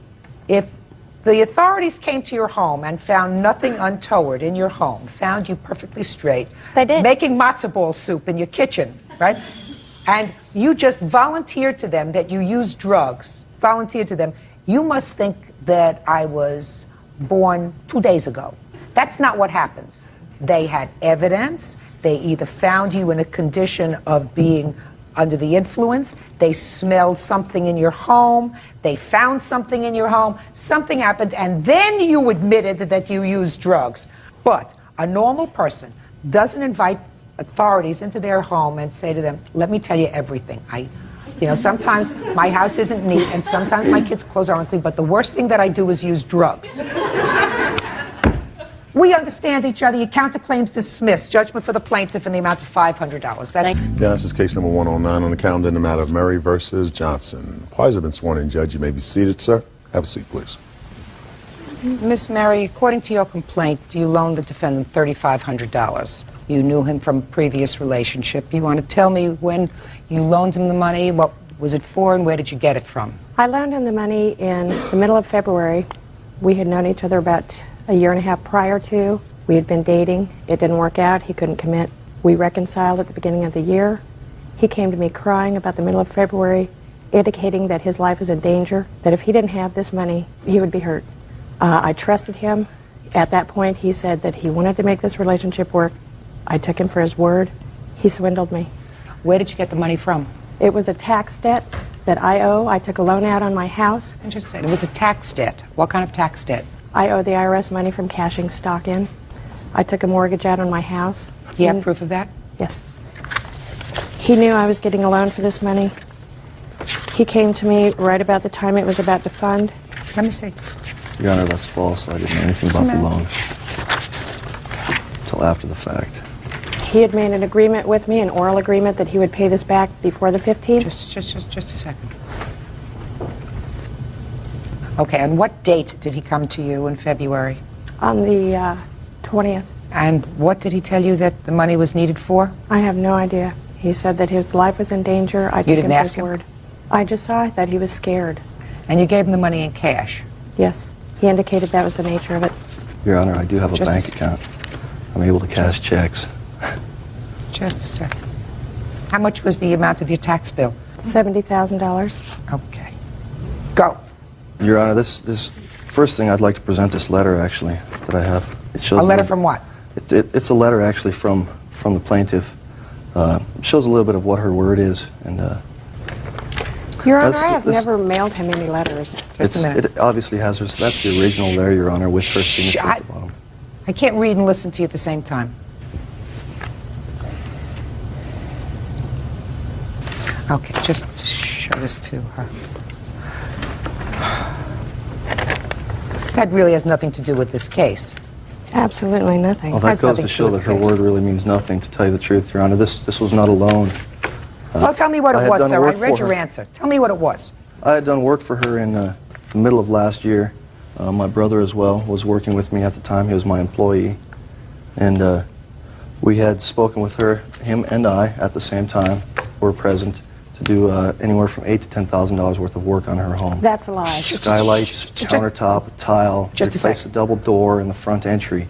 Okay, so you had started to do some work on her house. That's correct. When did you start to do the work on her house? I believe it was July 24th or 25th.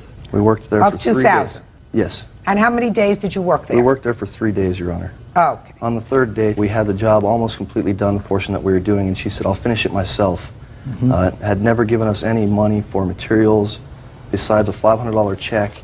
She had not paid us for our labor, Just a which I second. had to pay my employee. She gave you $500. A check, that's correct, and that Well, was the in check July you of cashed. 2000. I'm speaking. She gave you a check for $500, and according to you, you worked there 3 days. That's correct. Did you have a contract with her? But we had a verbal agreement. Did you have a contract with her? I did not, Your Honor. Okay. Because no contractor starts a job that says it's between $8,000 and $10,000. When you She do had a list. I'm speaking. When you do a contract, you say this item is going to cost this and that item is going to cost that. You don't believe that the work that you did in 3 days was $4,000. No, it was not, but subsequent to me accepting this job, I turned down numerous other jobs because I was going to be at this job for anywhere from 2 to 3 weeks. You have proof of that? Not on hand, Your Honor. Well, that's your defense. That's your defense to this action. So you should have proof. Now you're telling me she just came home one day and said, I don't want you to work on this project anymore. That's correct, actually, Your Honor. A few days before that, she had told me that she loved me and wanted to be with me. We went to her house that evening. My brother and I spoke with her on doing this work. She had a large list, pulling out bushes, skylights, numerous work around her house that she had just purchased. We told her, well, okay, we can start in a couple of days. We came by on the Monday of the first part of the week. When we showed up, we asked her to open the garage door so we could unload So materials. you didn't have another job right then? No. I told her I could be there on Monday. Just a second. So you were free immediately? No, I My told her I could statement help was her you out. were free immediately. She spoke to you the week before. You were able to start that Monday. So you were free. You didn't have any other commitments. At present, I did not at hand. She had asked me first. I had other jobs that I went to. That's the main reason why. No. My question was, and your response is, you had no other commitments that prevented you from starting her job immediately. No, I did not. Okay. My father had just passed away, so therefore I was still grieving from his death. I've been taking care of him for the first part of that year as well. Mr. Johnson, pay attention to me. This is about money. This is not about I your have a father's bill here as well unfortunate that I normally demise. write up for customers Okay? that I work Now, for. don't you understand when my mouth is moving? There is only one voice that I hear. To apologize, Your Honor. Good. Now, if you felt that she owed you money in July of 2000, why didn't you sue her? I had spoken with my attorney on putting a lien on her house, and work picked up at that time, so I just filed the bill away that I had written up for the initial work that we had started. Then I'd like to see the bill that you say you filled out then in July of 2000. That's correct, Your Honor. For the work that you started.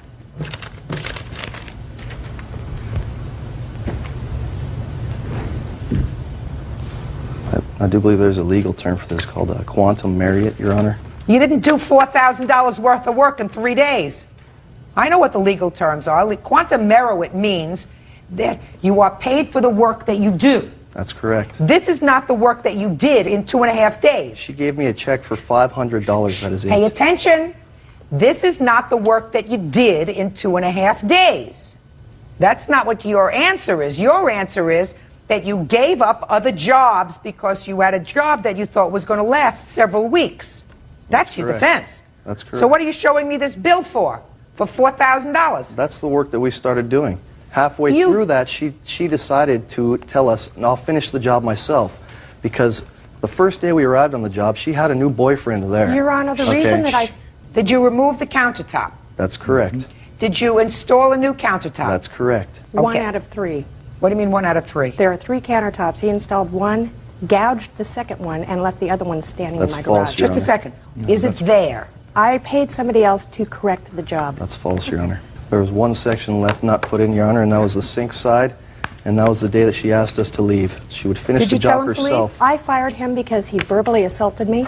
What did he say? That was He false, quoted Your me Honor. that the job would take 3 days, cost about $800. We're talking tile on the floor, kitchen countertops and a kitchen sink. The initial job that we had quoted, it was just the surface. On the third day, Not to my the stove countertop. was still not put in its place. The countertops were, my kitchen was not functionable. He kept verbally assaulting me, making rude that's comments false to again, me. Your Honor. Please I don't want to hear interrupt any me. interruptions. That's a lie, Your Honor. Please don't interrupt. That's a lie. That's a It pure is not a lie. Out. Him. Out. And the next time somebody speaks, I'm going to resolve this case. It's not going to be to their satisfaction. She's a liar. That's a lie. Do you understand what I'm saying to you? There is not to be any discussion between the two of you, and you are to respond to my questions. That's the way I run a courtroom. If you don't like it, go somewhere else. Real cases, real people. Judge Judy. Janelle Murray says ex-boyfriend Rule Johnson owes for an unpaid loan. Okay. You fired them. Yes. Did he leave a sink there? No. I bought my own sink. Okay. That's false as well, Your Honor. Show me the bill. I don't have the receipts. I had given them to her at the time. You're a contractor. Contractors have bills. Can I see Checks. it? Did you buy a sink set, faucet and plumbing? I did not. That was to install her old faucet and plumbing with You the didn't new do that. sink. Just a second. You didn't do that. No. That was when she called us. Just answer my question. You didn't do that. No. And you didn't buy the sink. Yes, I did, Your Honor. That's false. And yet we have no proof that you bought a sink, right? I've got my witness, which you asked to leave the courtroom. Yeah, because he has big mouth. He doesn't know where he is, and he's not coming back. Well, when the plaintiff lies, I mean, it's only fair to stand up and say when somebody's a liar. Judgment for the plaintiff in the amount of $3,500. That's how I resolve a case when you have a big mouth. Fine. Thank you. Have a nice day, Your Honor. You may step out. She couldn't accept the fact that she couldn't have me. He's obviously very full of himself. She's been obsessive after my brother. She's Is suing his ex-wife, 38-year-old Kelly Dunn, for the cost of their daughter's group home. Daniel says he may not be the father. Order. All rise.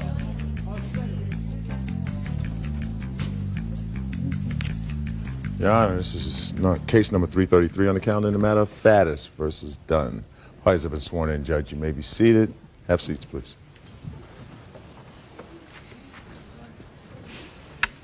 Mr. Faddis, you and the defendant had been married for some time. Yes, ma'am. How many years? 9 years. And had 3 children during the course of the marriage. Yes, ma'am. According to your complaint, when you divorced, you were given custody of the 3 children. Yes, ma'am, that's true. This is a difficult lawsuit because according to your complaint, only recently your former wife told you that you were not the biological father of your oldest child, who was 14? Yeah. That child was at some point in a state institution. Yes, ma'am, she was. And the state wants you to pay for the money that they expended while she was in that institution. Yes, ma'am.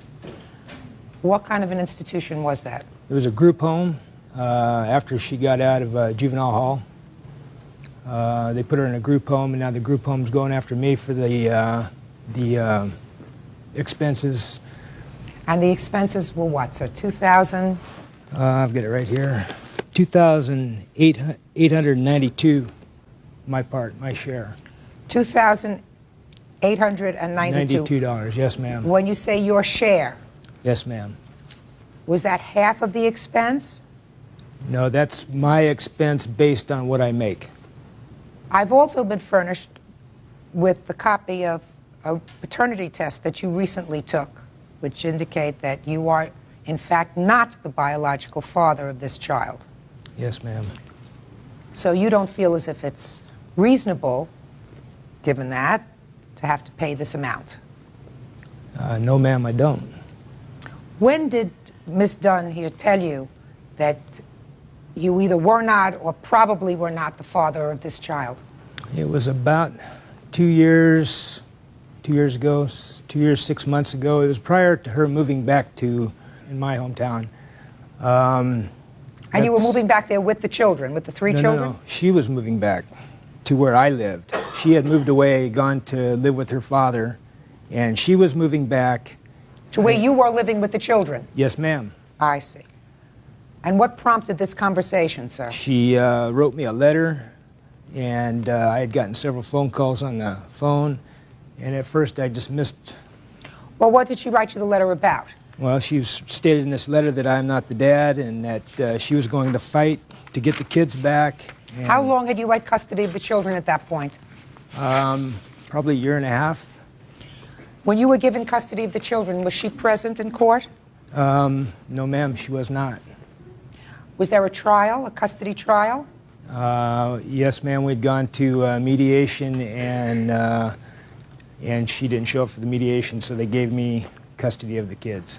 Were the children with her at that point when they gave you custody of the children? No, she had given them to me, and I was taking care of them at the time. And after she gave you the children, you went to court to get a legal order of custody? Yes, ma'am, I did.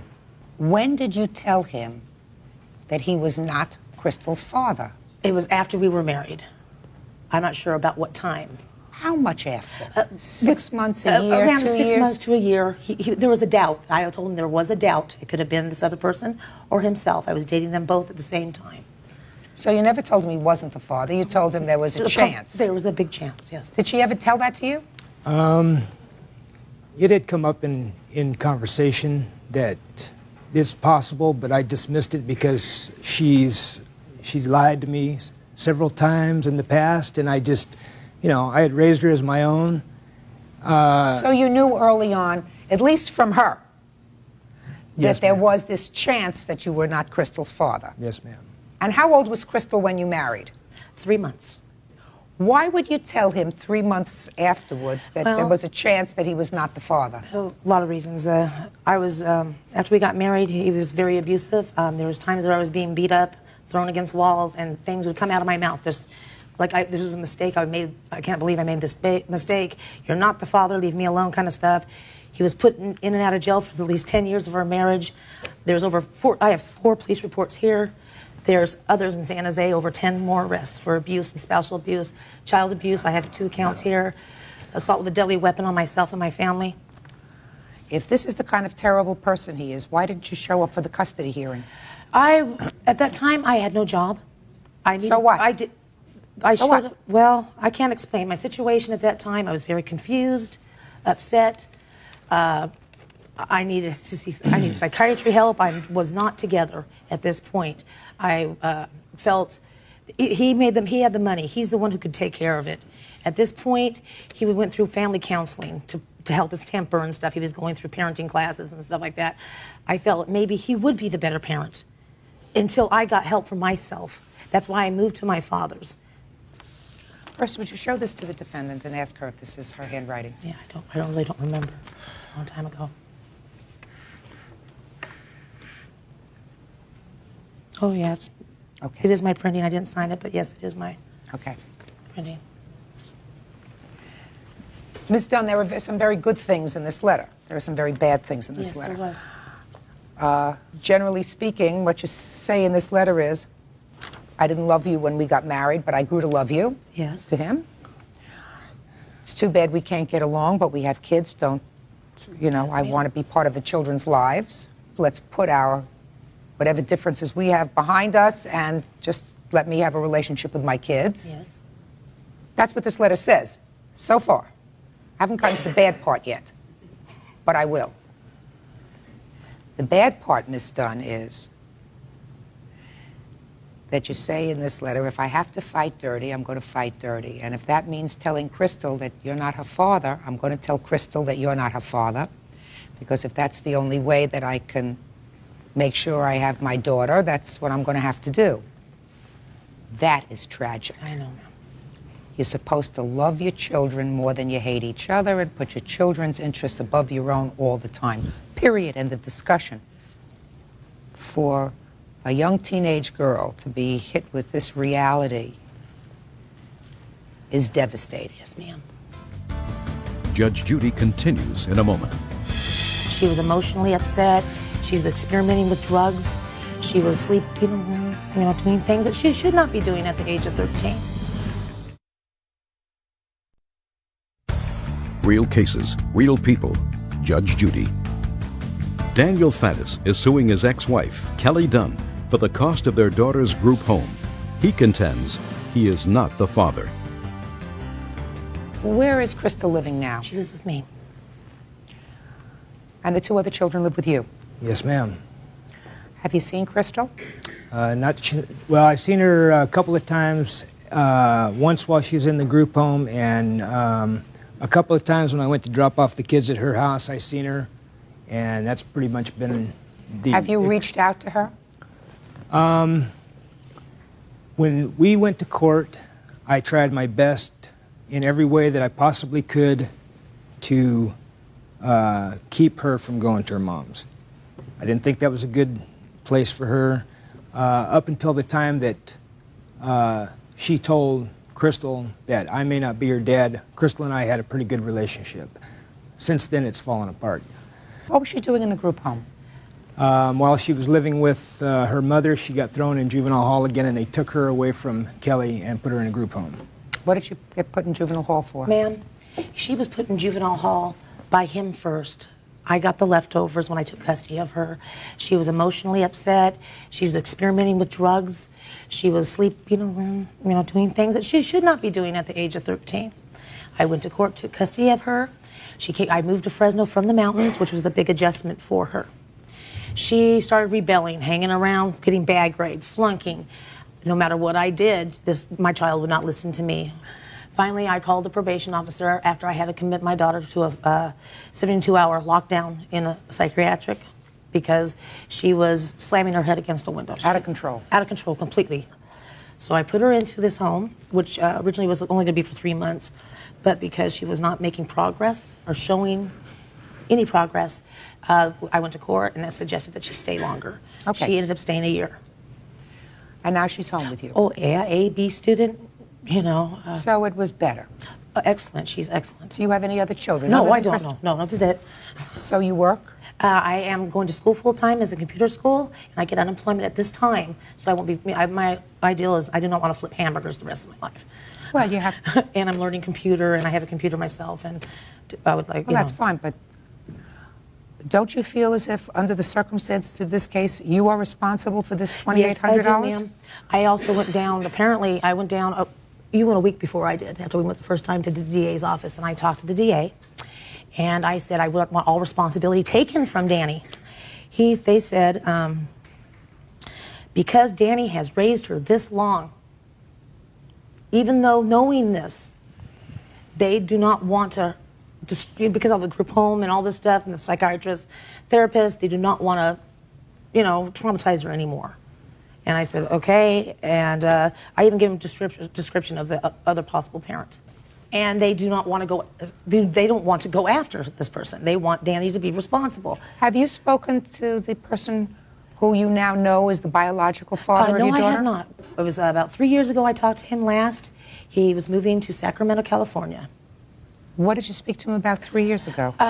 We were talking because Danny and I were, because at this time my daughter did really know basically that there may be a possibility. And I was talking to him, and he said that if anything happens, let him know. He would like to participate, or he would take responsibility for that. And I said, well, this is my daughter. That's not the point. Crystal feels in her heart that she would like to. She's losing a father here. That's what she feels right now. Mm-hmm. And she doesn't know what's going to happen. Maybe she would like to meet the other person. Maybe she has a brother or sister here or there. Maybe there's another part of the family that she may look like. These kind of things. So she has an interest in seeing... She does have an interest. She has an interest in seeing who her biological father was. Yes. And is. And is. When was the first time you told him that he was likely the father or possibly the father of this child? After I've told Danny, or long before that, it was about a year, 2 years into my marriage. And he at the same time, he wasn't sure either. Not without a paternity test, we could never know. But he always said if ever, if ever you want a paternity test, you can have one. Well, basically, and he was willing to contribute also, but that wasn't the case. It had to be one father at that point. Judge Judy continues in a moment. He was living with me before that because he beat her up, basically. Oh. I have a police report right here. Well, let me see it, madam. Yes, let me see it. Closed captioning, sponsored in part by Real Cases, Real People, Judge Judy. Daniel Faddis is suing his ex-wife, Kelly Dunn, for the cost of their daughter's group home. He says her daughter is not his, She says it doesn't matter.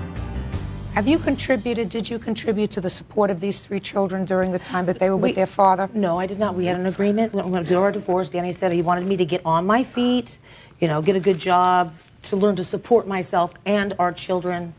And that was our agreement. And that. So he supported the children himself? Yes, he did. Why he had For them how for- long?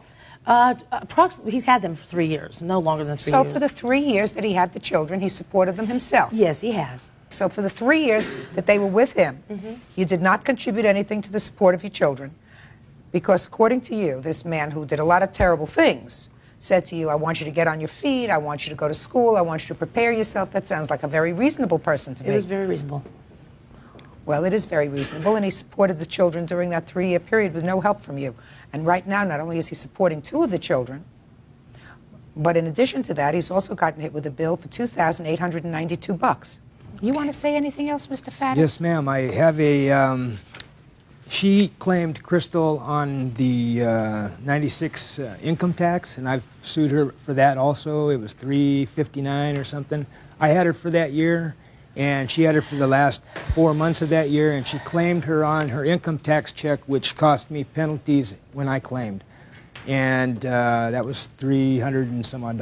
Why did you claim the child on your tax returns? I had her for 6 months of that year, Dan. I got proof right here. Let me see. She moved in with me. I don't have any proof with me. No, but I took custody of her. And when? October, November. I had her living with me before I took custody. You said of her. October? No, you just said October. I took custody of her in October, but I had her with me after I retrieved her from the group home. When? I took her back in, August, around August time when he was arrested for child abuse. August. So August, September, October, November, December. That's Okay. 5 months. That's less than half a year. In what year was this? It was 96. 96. Let me see the papers that you have. So what date did you say that you took the child? I Took got custody of the child? Right here is the court order that I got custody of her, and this is when she got custody of her. Well, let me see when she got custody of her.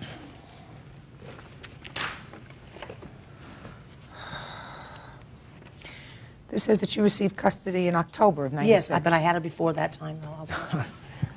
She was living with me before that because he beat her up, basically. Oh, gee. I have a police report right here. Well, let me see it, madam. Yes, let me see it. You told me that she here. was taken out of... Okay, right here. There's the case number, Fresno County, child abuse. Let me see the date. There we go. On the top one.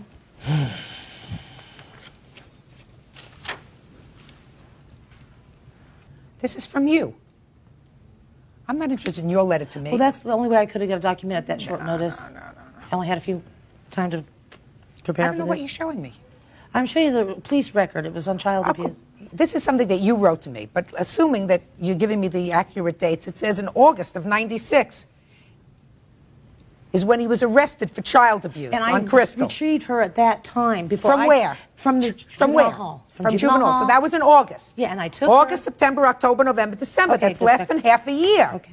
So you had no right to claim her. He had her for more than that time. And up until that time, he still had legal custody, which gave him the right to claim her as a tax deduction. Okay. Judge Judy continues in a moment.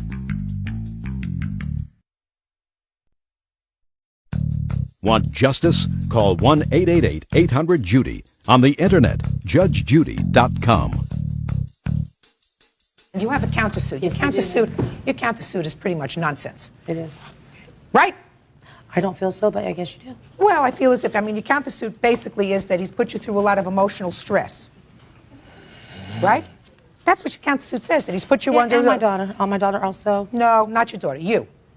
I have documents here from the group home and also her psychiatrist that we see, and they've been stating what interacted between us all during this time. It sounds like a terribly sick interaction with you losing your temper and screaming at the father in front of her that he's not her father. What more damage can you do to a child? If a child hears that when a child's 9 years old, you never forget it. And you did that, according to you, Ms. Dunn, because you were angry. Let me see the debit from IRS, sir. And this is the copies of the checks that I paid to them.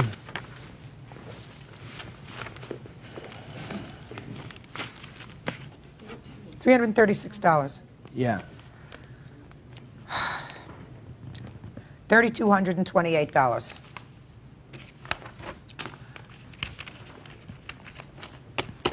You're supposed to love your children more than you hate each other. Yes, ma'am. You say, yes, ma'am, yes, ma'am, yes, ma'am. You did the wrong thing.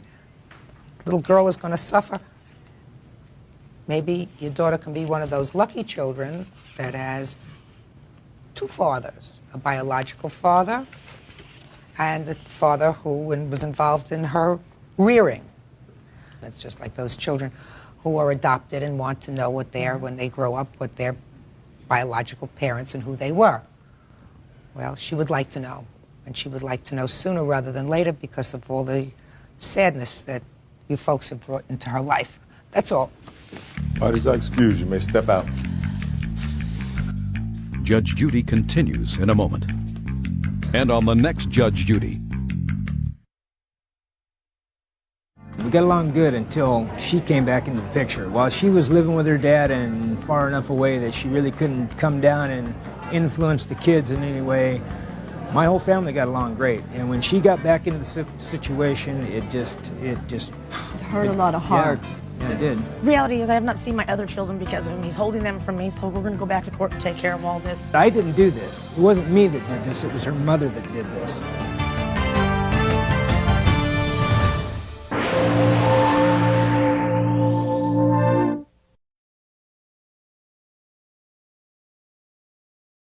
Leonard Wade to pay back her welfare money, assault, and damage to her home. Leonard says the assault was an accident. Order. All rise. Yeah, this is case number 496 on the calendar in the matter of Wade versus Wade. Parties have been sworn in, Judge. You may be seated, sir. Have a seat. Mrs. Wade, how long were you married to the defendant? Approximately 5 years. We were together 10 years. And how long have you been divorced now? 11 years. Have children together? Yes, we do. How many? 2. How old are they? 11 and 12. All right. Now, according to your complaint, about 3 years ago, sometime in 1996, after you had been divorced for 8 years, the defendant became ill. According to you, you felt very sorry for him. It's a serious illness, and you allowed him to move back into the house. And at that time, you and your children were on welfare. Correct. And you put him on your welfare budget. Yes, I did. Unbeknownst to you, according to you, despite his illness, he was working someplace. When welfare found out about this sometime later, they billed you for the $3,000 some odd dollars that they had paid you for the time he was living there, welfare grant for him, because they said he was working. Right? That's correct. So you want him to pay you back because they're going to take the money out of your salary if you're working. That's correct. You're working. Right. You also, another part of your lawsuit has to do with an alleged assault that occurred 3 years ago. Yes, ma'am. Well, you say he tried to get back into the house, you had thrown him out, he knocked in the door and cut you on your foot. Yes, ma'am. So I'm going to ask you a question. Why did you wait 3 years with regard to that part of your lawsuit? Did you just decide since you were going to sue him, you might as well sue him for everything? That's it. Well, then forget that. My problem with the second part of your lawsuit is that you waited 3 years. And that when you decided to sue him, you sat down and you said, well, this he owes me because this I have to pay back from welfare, so I'm going to throw in the whole kitchen sink. I have a problem with that. Because as far as I'm concerned, that sort of abuses the court system. So let's talk about this welfare incident. Now, Mr. Wade.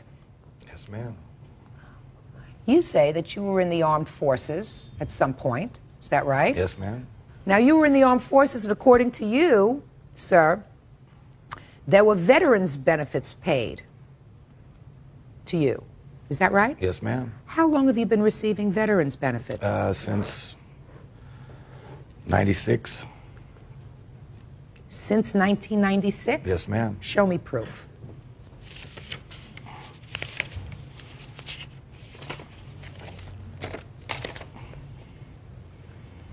Well, it won't have the date on it, ma'am, when I started receiving it. It's just Let me effect. just see everything that you have, sir.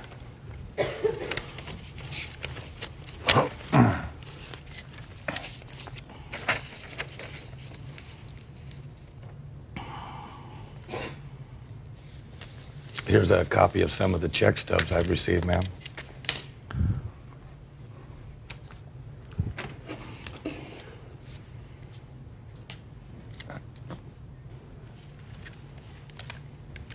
Let me see the information that you have from welfare, please, about the dates that they want this recoupment for.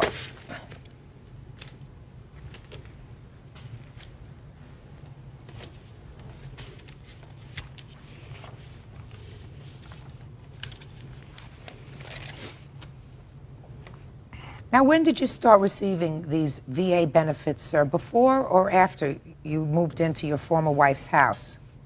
After. After. After I moved in, yes, ma'am. Where were the checks going?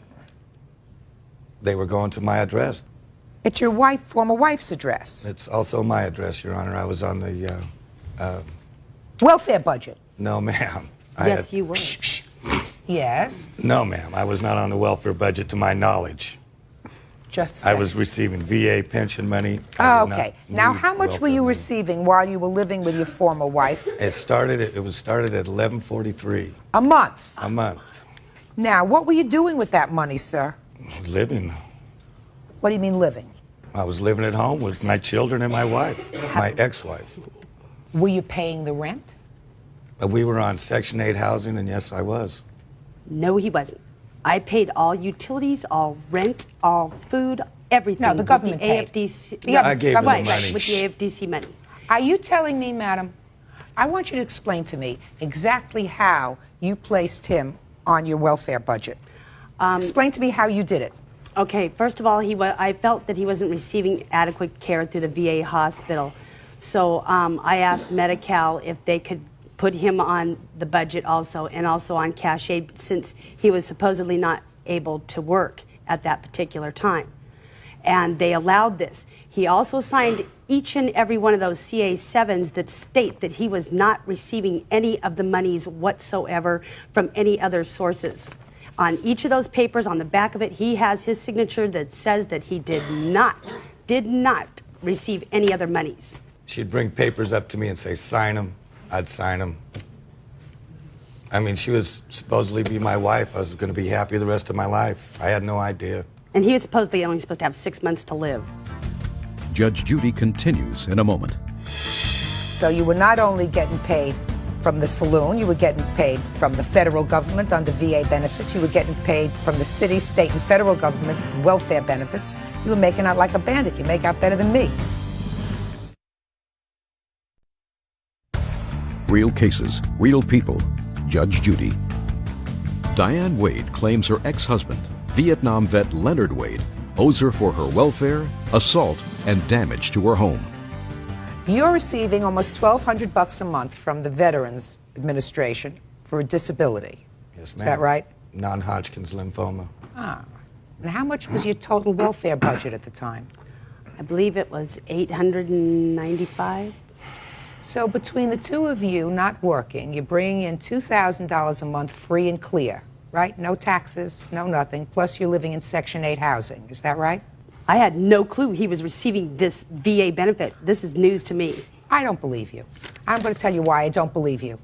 Because if his mail is coming to the house and you were so concerned about his situation with the VA, concerned enough to go down to welfare, help him sign up, contact the Veterans Administration, go over there. It is unlikely that a woman who is that clever would not look at mail coming into the house and say... He has a P.O. box. And say, I wonder what this is. He has a P.O. box. And it's also interesting to me that if you knew he was not getting, according to you, adequate care by the VA, that you would say, well, if he's getting certain benefits from the Veteran Administration, aren't you getting any money from the Veterans Administration? I did not receive any of his VA stuff. His VA stuff went to a P.O. box. Ma'am, Yes. Would you like to look at the check she's received? Absolutely. That Direct was deposit. later on. Absolutely. Started in 96, all the way through At 97. the end of and 96. 98. Absolutely. At the end of 96. November of 96. That's right. $2,235. We started receiving at the end of 96. Yeah. Also, Your Honor, Miss Wade received a check for approximately $7,800 at her address. He's lying. She gave it to her mother. Her mother, in turn, put it in her safety deposit box. My witness will verify that I had to go to the bank with her mother and sign the check and give Miss Wade half of the check. Does that sound familiar to you, Miss Wade? No, it does Nothing not sa- say none of that. Just a second. Does $7,800 sound familiar to you that was received by you in a check? No, it was not received by me. Who was it received by? It was received by my mother at my mother's house.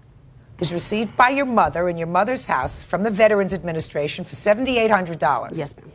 Right. She told me about it. I told him. He went and got it. He spent it on himself. Well, look, first you say Yes, no, you then you did. say first you say no, then when I catch you, you say yes. Sounds to me. Let me just see the dates. Let me just get a date from you, madam.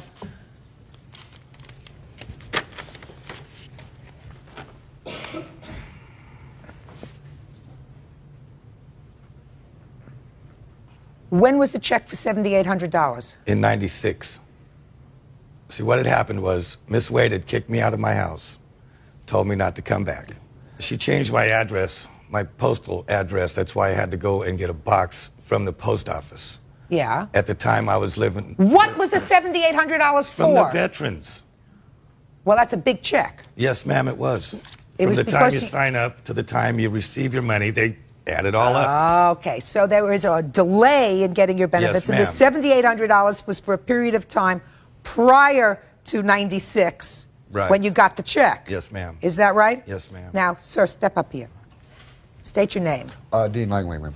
Langley? Yes, ma'am. Mr. Langley, do you remember in what month and year this $7,800 transaction took place when you went to a safety deposit box? Well, Lonnie was staying with me. It was, I think it was in the spring, but I remember going to the bank with him to cash a check, and and he tried to get a receipt from her mother, and she wouldn't give him a receipt, but she had to have half of that money. You mean the plaintiff's mother? Yes, ma'am. It was in the spring of 96? Yes, ma'am. Well, Ms. Wade, that should cover the $30-some-odd $100 that welfare is suing you for. No, it doesn't. I did not receive any of those monies at all. I never received anything. I never even saw the check.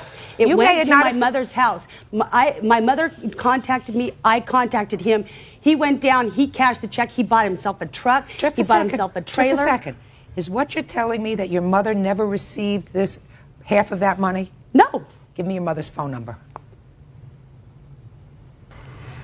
Now, Mr. Langley, Yes, ma'am. Miss Miller was there with you at the bank? Yes, yes, her Was mother she? was.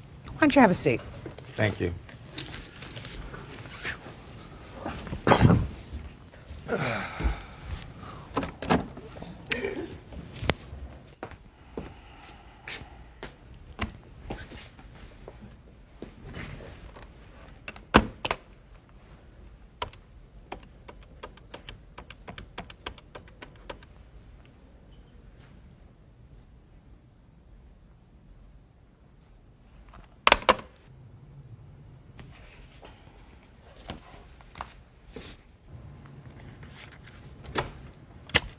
Come to order.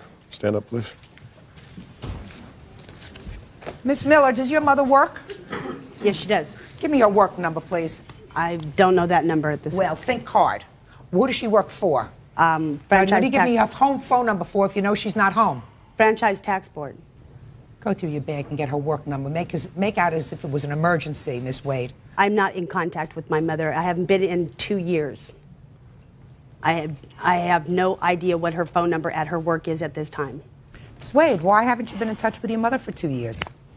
We're having a dispute over my child, and she was a part of it. Well, this is an important enough issue for me to try to resolve it. I have already concluded, you should both know that you were thoroughly aware of the fact and used, along with him, for the time that he was living with you in 95 and 96, his VA benefits, which were almost $1,200 a month. It was just a very good scam. Unfortunately, it got found out. Now, the issue is, since you both scammed, because he knew you were getting welfare and you knew that he was getting this, I should probably just leave you the way I found you, which is two people trying to get over on the system. Judge Judy continues in a moment. And later today, You knew this was an expensive necklace? It's a gold necklace? Yes, she told me it was. My grandfather gave it to my mom, and then she gave it to me. And my grandfather is deceased. closed captioning sponsored in part by Real Cases, Real People, Judge Judy. Diane Wade claims her ex-husband, Vietnam vet Leonard Wade, owes her for her welfare, assault, and damage to her home. Sir, let me explain something to you. If you think for 1 second that I have any doubt that you knew she was getting welfare while you were getting $1,200 a month to support your family, I have a bridge that I want to sell you. All right? So you knew it, she knew it, but together you had $2,000 a month plus whatever extra money you were earning from this saloon that you were working in, right? So you were not only getting paid from the saloon, you were getting paid from the federal government under VA benefits, you were getting paid from the city, state, and federal government welfare benefits. You were making out like a bandit. You make out better than me. The only issue that I have here is whether or not you got this $7,800 check and kept it all for yourself. And if you kept it all for yourself, I may feel as if, well, she should be entitled to at least part. Now I have a sense deep in my gut that she did, in fact, receive that part of that money that her mother had in the vault. I believe that because I believe him. Unfortunately, the plaintiff at this point says that she doesn't know how to reach her mother. I don't, and I'd rather not know. So I tell you what I'm going to do, madam. I am dismissing your case without prejudice, and it is without prejudice to you within 10 days of today refiling this matter before me and bringing your mother in as a witness. Barring that, your case is dismissed. That's all. Parties are excused. You may step out. Oh, man. What about my kids? Just goes to show you, don't let an idiot back in your house. God. She's not happy. She's never happy unless she's got a pocket full of money. And now the next case. All parties on Page versus Mohammed. Step forward, please. 17-year-old Jordana Page claims 20-year-old Ramsey Mohammed took her gold necklace and refused to return it. Ramsey says it's in the mail. All right, Miss Page, you and the defendant had dated. According to your papers, you let him borrow a necklace of yours and a CD player. Uh-huh. When you broke up, you wanted it back? The necklace and the CD player? Mm-hmm. Is that right so far? Yes. And you say that you put it in the mail and you mailed it back to her? Yes. Both the necklace and the CD? Actually, I was unaware of the CD until today. I had no idea that she was saying that I took the CD player. Do you have the CD player? No. What happened to it? The last time I had it, it was at her cousin's house. Now, you say that's not your responsibility anymore because you put it in the mail and mailed the necklace back to her. Is that Yes. right? Okay. So, tell me the steps that you went through to mail it back to her. I just went down to Super Kmart and mailed it in the post office. I told the clerk guy that I wanted to mail it out. He gave me a little box, asked me what size I wanted, gave me a little box, and I just mailed it out. That was it. You knew this was an expensive necklace? It's a gold necklace? Yes, she told me it was. You have proof of the value of the necklace? I have, what happened was my grandfather gave it to my mom, and then she gave it to me. And my grandfather is deceased, and but she did go to her jeweler's and get an estimate for one like mine. How did she do that? She took Step up. How did you do that? Your Honor, I went to Bainbridge and I asked the lady that usually helps me to see if they have something like it was similar to my daughter's, and she said yes. And we looked at the price, and I said, "Would you mind putting on writing how much that's worth and how much that?" And this Do you have is a what she picture of did. the necklace? Mm-hmm. Can Yes, I see ma'am. it, please?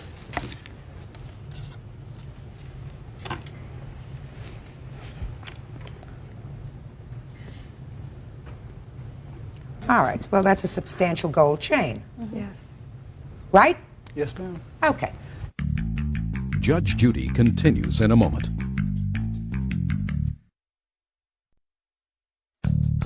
Want justice? Call 1-888-800-JUDY. On the internet, judgejudy.com. So, Mr. Mohammed, let me tell you what you have to do if you're acting responsibly. You borrowed this gold chain. The chain was a valuable one. You were told to return it. It's your responsibility to return it in such a fashion that best ensures that you receive it, which means that you send it registered mail and you insure it. You just don't put it in a box. Correct. If you did it at all, and send it through the mail. It's like putting it in an envelope. You know, you put it in a little envelope and you send, send me back my $5,000. Sure, put the $5,000 in an envelope and send it back to you. I'm sorry you didn't get it. Right? Yes, ma'am. Judgment for the plaintiff, $700. That's all. Parties are excused. You may step out. Judge Judy continues in a moment. And on the next Judge Judy. I just thought it went really well. It was fair, and it's what I expected. Everything was smooth. I had assumed that she received it, and I didn't know anything until I got called saying that I was being sued for the necklace. There's no hard feelings at all. No bad feelings.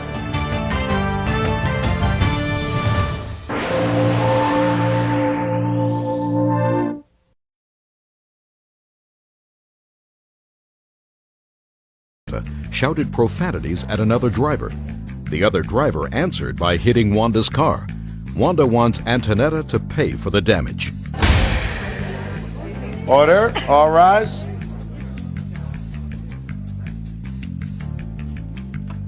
Yeah, this is case number 588 on the calendar in the matter of Coriano versus Maggiata.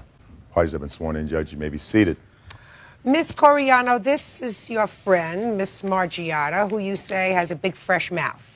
And you say because she has a big fresh mouth, while she was a passenger in your car, she irritated another driver who damaged your car.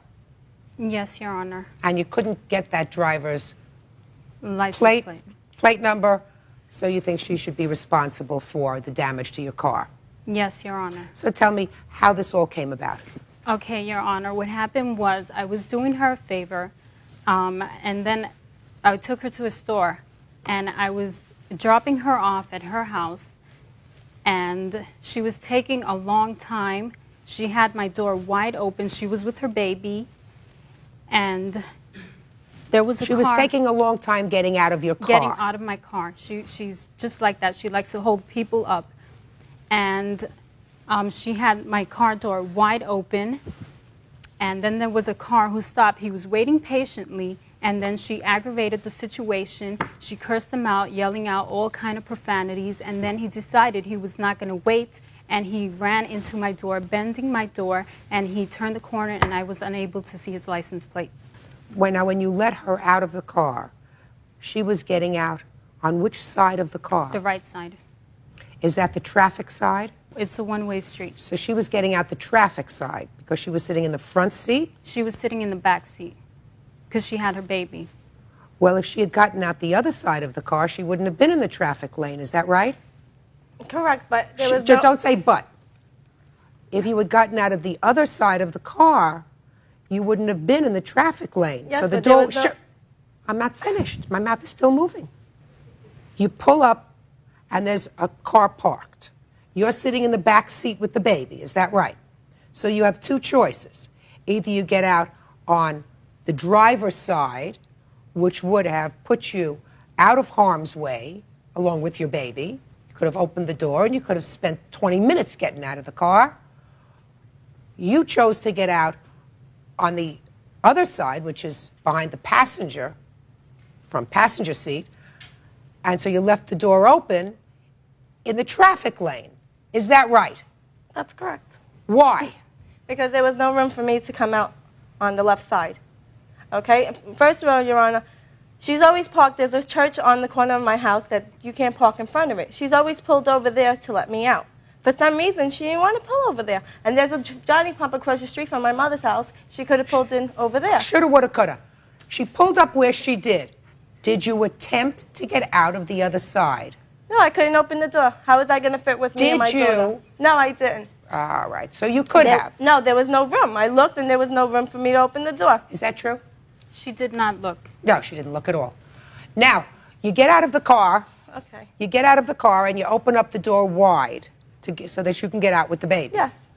Now, you acknowledge here that you cursed at this car that was waiting. Tell me why you cursed at this car that was waiting. Okay. I was getting out with my daughter, and the blanket fell. Her blanket fell. So I was picking it up, and the man was inching up to me, so I was scared that he was going to just take off. So I said, can't people wait? And he just took off. It wasn't my fault. I have no control of this man's anger. Just a second. Is that what you said? Can't you wait? Is that what you're telling me that you said? No, I said a little bit more, but I don't think I could say it on TV. You can say anything. I've heard everything. Tell me exactly what you said. I said, can't you wait? Well, that's different then. Could you please wait a second? I'm just picking up my daughter's blanket. Yeah, but I was scared for my child and me. So why didn't you get out the other side? Because there was no room for me to get out. Why didn't you say to her, there's no room for me to get out? Could you pull up a little bit so that I can get out the right side of the car? It was drizzling out. We were in a rush. She wanted to go home because she wanted to find parking in front of her house. Uh-huh. How much was for your car to be fixed? Do you have a receipt? Yes, I do. Let me Your see Honor. it.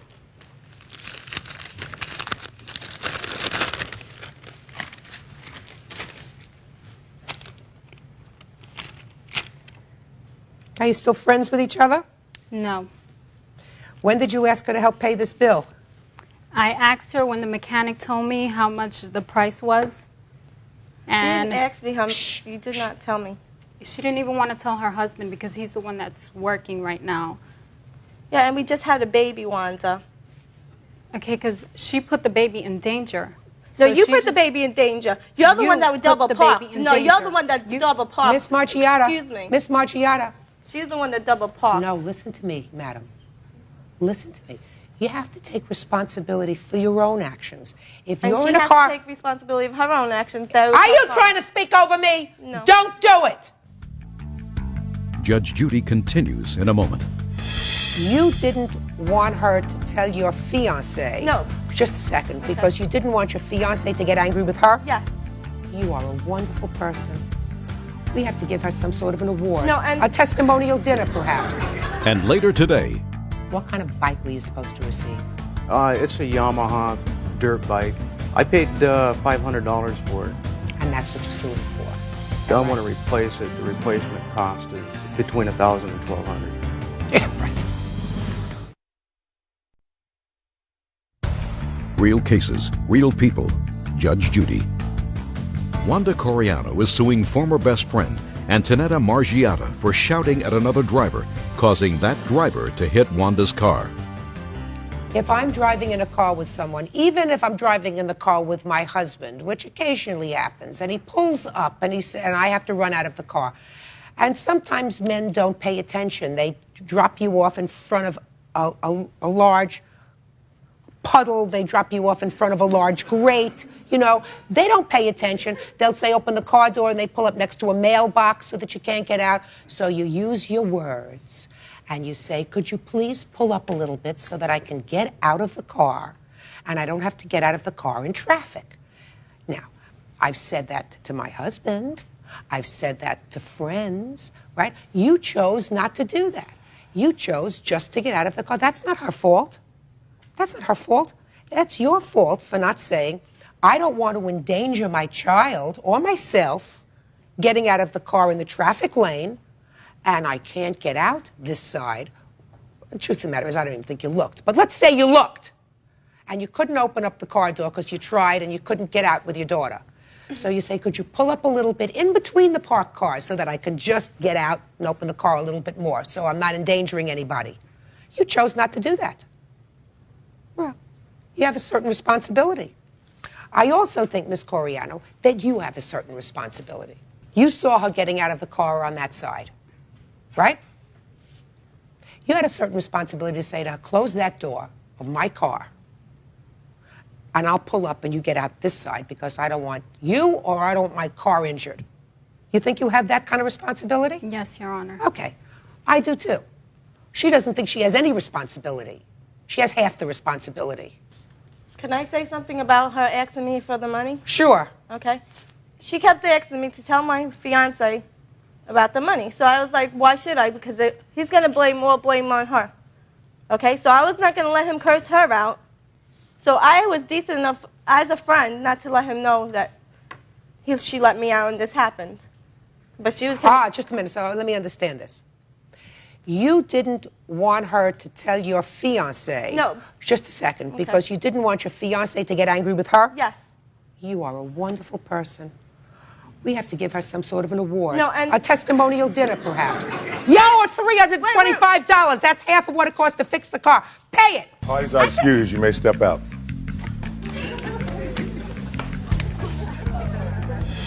Okay, she was taking a long time getting out of my car. Hello, I had the baby in my arms. She didn't even want to tell her husband because she knows if she would have told her husband, he would have been upset at her because she put the baby in danger by cursing. He would have get mad at you, Wanza. It's not your turn, so keep your mouth shut. I just think she's a mean old witch. She don't have no friends. She's never going to have any friends because of this case. And now the next case.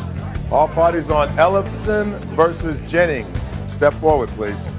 41-year-old real estate agent David Ellefson is suing his ex-wife, 38-year-old Cheryl Ellefson, for his Yamaha dirt bike. Cheryl is countersuing for dental bills. Mr. Ellefson, how long were you married to the defendant? 18 years. You have children together? 4. How old are the children?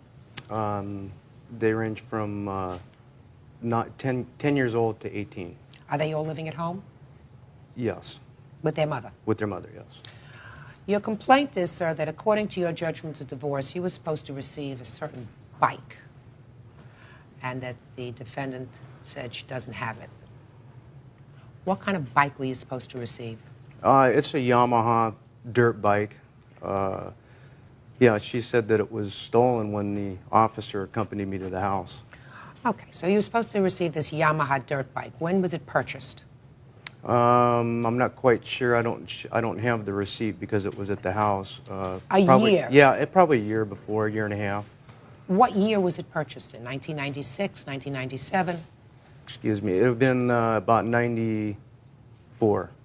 And how much was it purchased for, sir? I paid $500 for it. And that's what you're suing for? I want to replace it. The replacement cost is about between $1,000 and $1,200. Yeah, right. You paid $500 for it in 1994. It's the only dirt bike in creation that appreciates in value. You want $1,000 or $1,200 to replace it? How many dirt bikes do you have? I had about 10 at the house. How many do you have now? None. What happened to all the other ones? I've had to sell them off. Okay, so I assume that that's what you would want to do with this one, sell it. No. This one you had a sentimental attachment to. No, it's the one I liked, yeah. Okay. You have a cross complaint. Is that right? Yes. Are you nervous? Yes, I'm very nervous. Don't be nervous. Your cross complaint is for two things. First, for a dental bill for one of your children. And then you say something about a van that was purchased jointly by the two of you. Yes. That the defendant allowed to be repossessed? Yes. Does that sound familiar to you? I didn't allow it. It happened. It wasn't something I allowed. Was the van given to you in the divorce decree? Yes. All right. What year van was this? 96. And you didn't make payments on it? I couldn't make the payments on it. You didn't make the payments on it. The bank's not interested in whether you could or whether you couldn't. You didn't. I couldn't make them, no. So they repossessed it? They did. And they sold it at auction? I believe so. And as a result of that, there was a deficit in the amount of the loan. Is that right? Yes. Do you have any documentation of that? Yes, I do. Can I see it, please? Judge Judy continues in a moment. You know, we're supposed to discuss stuff like that before she goes out and does it. So your complaint is that she didn't consult you with regard to this dental care? That's correct. What kind of a father are you? I'm a good father. Closed captioning, sponsored in part by Real Cases, Real People, Judge Judy. David Ellefson is suing his ex-wife, Cheryl Ellefson, for his dirt bike. Is your name on this loan? Yes, it is. I think I'm a co-signer on it when we purchased it. Well, what arrangements are you making, sir, to pay off this amount? I haven't made any arrangements. They've called me and I've left messages for the person that's called and contacted me, and she never calls back. Well, what arrangements are you going to make to pay off? There's a balance of $5,000 now on it. I have to make arrangements with them. I don't know. I've returned their calls and they don't call me back. You're not trying hard enough. It would seem to me that this bank wants to hear from you very badly. Well, this is your obligation. If you were given the property pursuant to the judgment of divorce and you allowed it to go into foreclosure, then it's your debt. Well, she was going to let it go too, so. If she was going to let it go, you should have given her the van. Right? Yes. Did you get a car pursuant to the judgment of divorce? Yes. What year car is that? It's a 73. So he got the newer car? Yes. Oh, okay. She got the Mercedes. Is that a 73 Mercedes? Yes. Sports coupe. No. She's 25 years old. Still runs okay? Yes. Okay. What about the dental bills for the child? I took the kids to the dentist just for a routine 6-month check. So they had their teeth cleaned, and then 2 of our boys had to have some work done. And when I got the bill, I have paperwork shows that they did not accept my insurance. So why? Because I just have basic health plus for the kids, and they don't cover my dentist does not accept that insurance. Okay. What does your divorce decree provide with regard to the children's medical and dental needs? Are the parties to share the cost? Yes. Let me see. Yeah, but what I brought you, Your Honor, is it states that she's supposed to, we're supposed to discuss stuff like that before she goes out and does it. Just a second. You're talking about major decisions concerning the welfare of the children shall not be made without agreement? Yes. Is that what you're talking about? Well, let me ask you this question, sir. Your children have always had regular dental checkups, is that right? That's correct. And when we were Just a not on second. insurance, we always took them to the, to the hygiene schools or something Just for a teeth second. cleaning. Just a second. I'm not talking about teeth cleaning. I'm talking about fixing their cavities and having a regular dental check. The children always went for either their checkups every year or every 6 months. That's correct. Well, that's what she continued to do. So your complaint is that she didn't consult you with regard to this dental care. That's correct. What kind of a father are you? I'm a good father. How much child support do you pay? $1,200. Do you pay it? Yes. Does he pay it? Yes, I usually get it towards the end of the month. It's late, but he does pay it. Okay. What kind of work do you do? I was going to school. I hadn't worked when we were married. So I went to college, and since our divorce, I quit that, and I clean houses. Okay. Do you have the bill from the dentist? Yes, I do.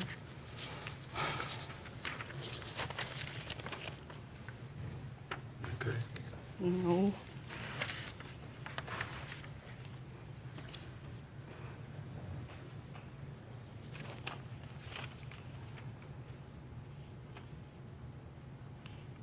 Your agreement provides that each of you are responsible for half of the children's non-covered medical and dental? No, because he makes quite a bit more than I do. In the divorce decree, I have that. I pay 8%, and he pays the remainder. Judge Judy continues in a moment.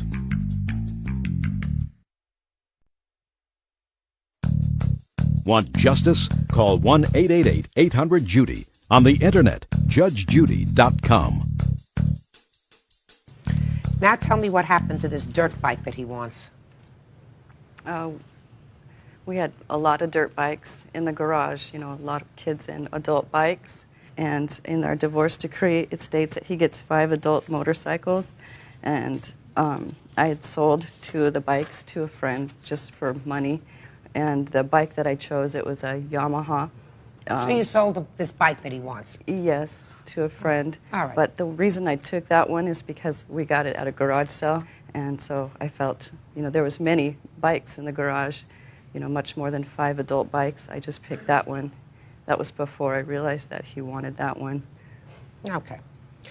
Well, this is a relatively easy case to deal with, so I'm going to deal with it 2 seconds. Mr. Ellefson, according to your statement to me earlier, you said you paid $500 for this bike in 1994. That's right. Assuming that what you say is true, I am going to give you full credit for what you paid for the bike, $500. On the counterclaim that I have, however, your former wife has demonstrated to my satisfaction that you owe her $6,006, $847.62 for the children's dental care, and the amount that you stuck her with regard to this van that you allowed to be repossessed, $5,159. So I am going to deduct the $500 from that. Leaves about $5,500, sir, and the maximum judgment of this court can be $5,000.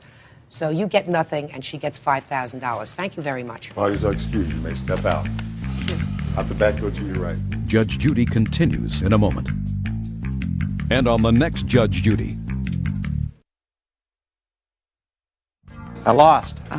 He's just angry at the way things have been going. Marriage problems. I just want to have it over and have a better relationship with the kids and their father. I hope this will do it.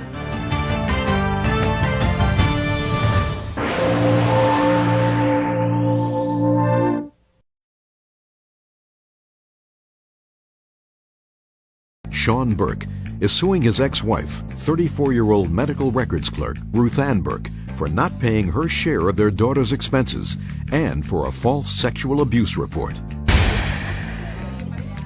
Order. All rise.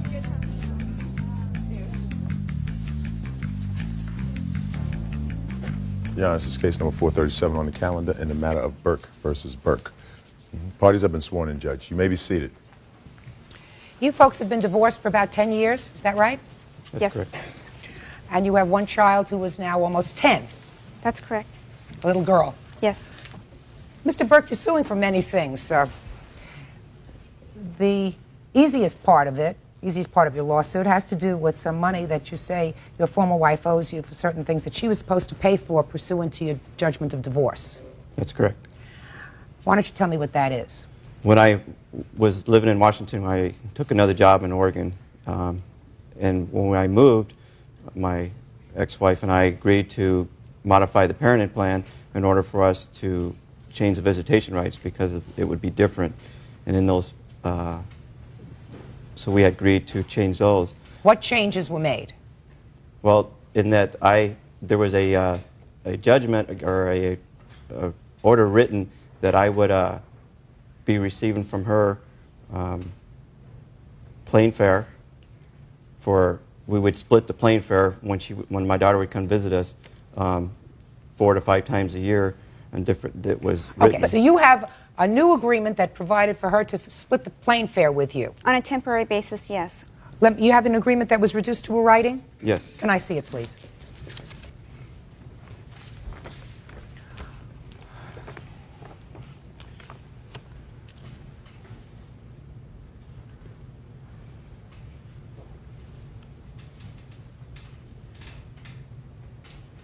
Okay.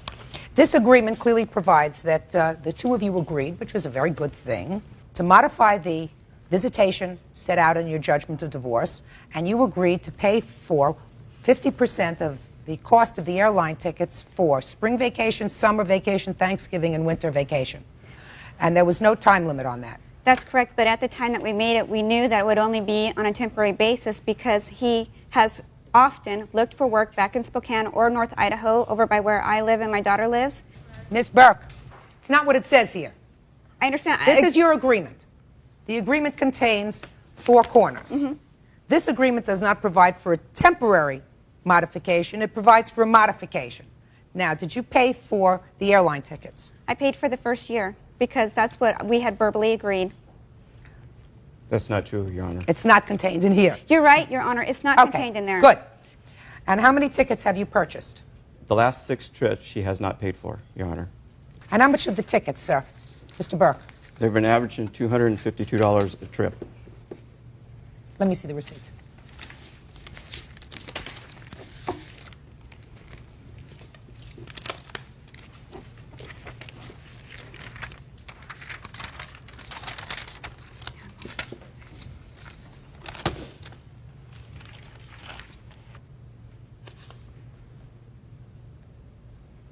Well, you have one check here to the travel company for $1,316. That wasn't for her.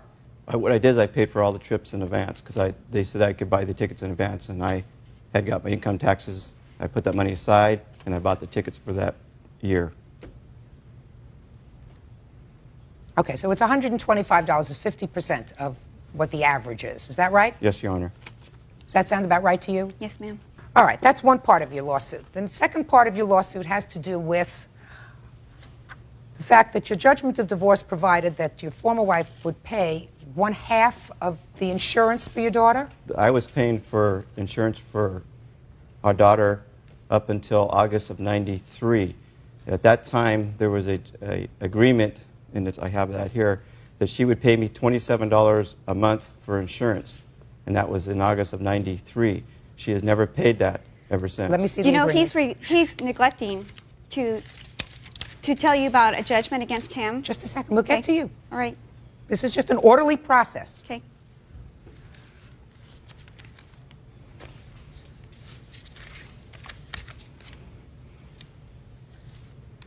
Do you acknowledge that, according to the agreement, that after 1993 you were to pay him $27 a month, according to this modified agreement, for insurance, health insurance? Yes, that's right. All right, $27 a month. Did you pay that $27 a month? I did not because we made it verbal. Shh, just a second. You did not? No. Okay. Bert, figure this out for me on the computer. I think the months are 65 months at $27 a month. Just figure that out. $1,755. Okay. Now you tell me that that agreement was modified because you had a verbal agreement. Yes, ma'am. And what was the verbal agreement? There was a lien, a judgment made against Mr. Burke in the order of $1,827.34 in regarding to back support and daycare that he had never paid prior to this time. Okay, when this was filed, he was in the process of trying to buy a home, okay? And this lien was put against him on my behalf. He called me, he said, okay, Ruthann, I want to try and work this out, okay? I don't want to pay this, I don't have the money to pay this off, okay? Fine. He says, so in trade for me not having to pay any money to pay this judgment off, you will never have to pay your half of the medical expense for Jasmine. I said, okay, that sounds like a fair deal. Does that sound familiar to you? No, it does not.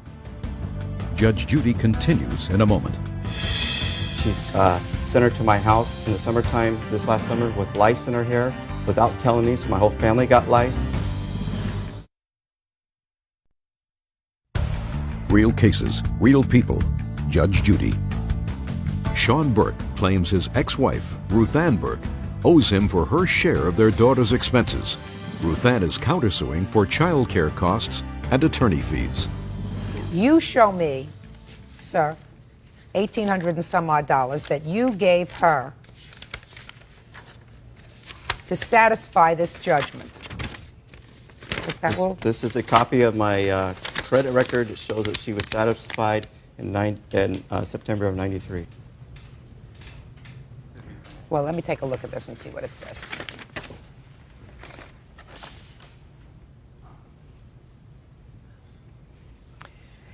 This says the judgment was satisfied in September of 1993. Can you tell me, Ms. Burke, how the judgment was satisfied? I have never received 1 cent for that judgment at all. Okay. Now, Mr. Burke, I'm coming back to you, sir. You have no proof that you paid this $1,800. Only what I have there. This Your is Honor. not proof that you paid the $1,800. This just as well stands for the proposition that she forgave that judgment and instructed her attorney to mark the judgment satisfied in exchange for her not having to pay any insurance to you.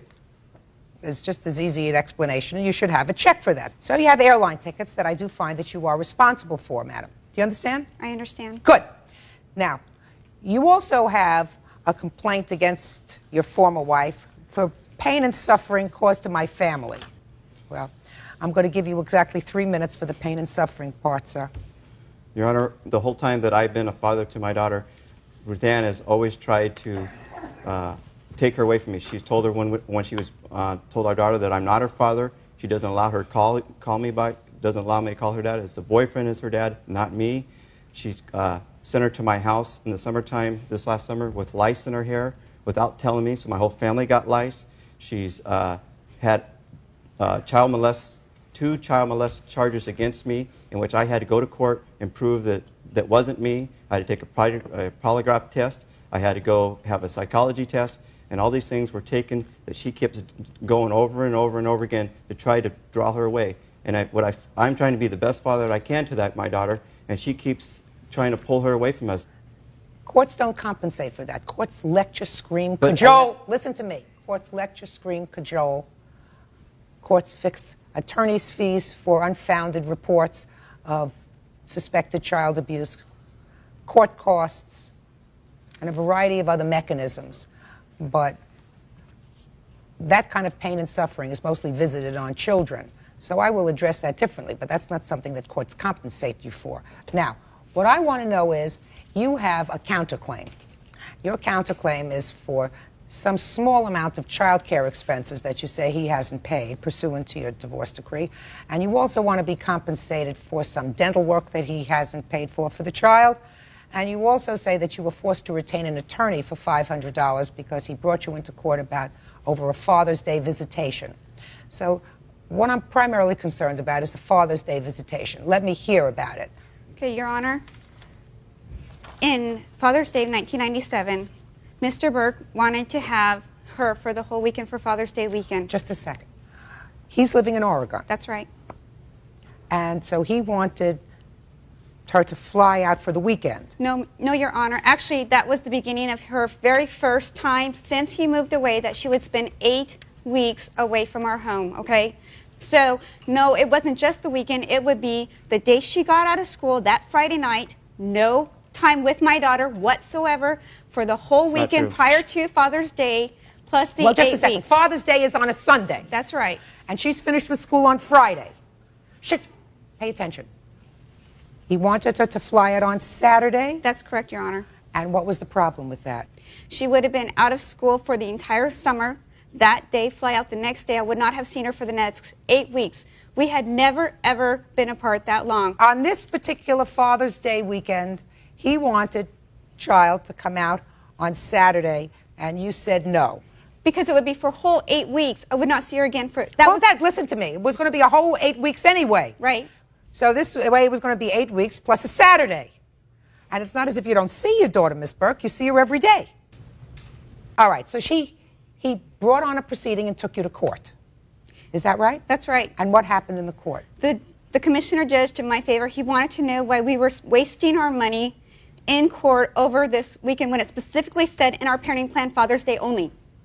Okay, so his application was denied. That's right.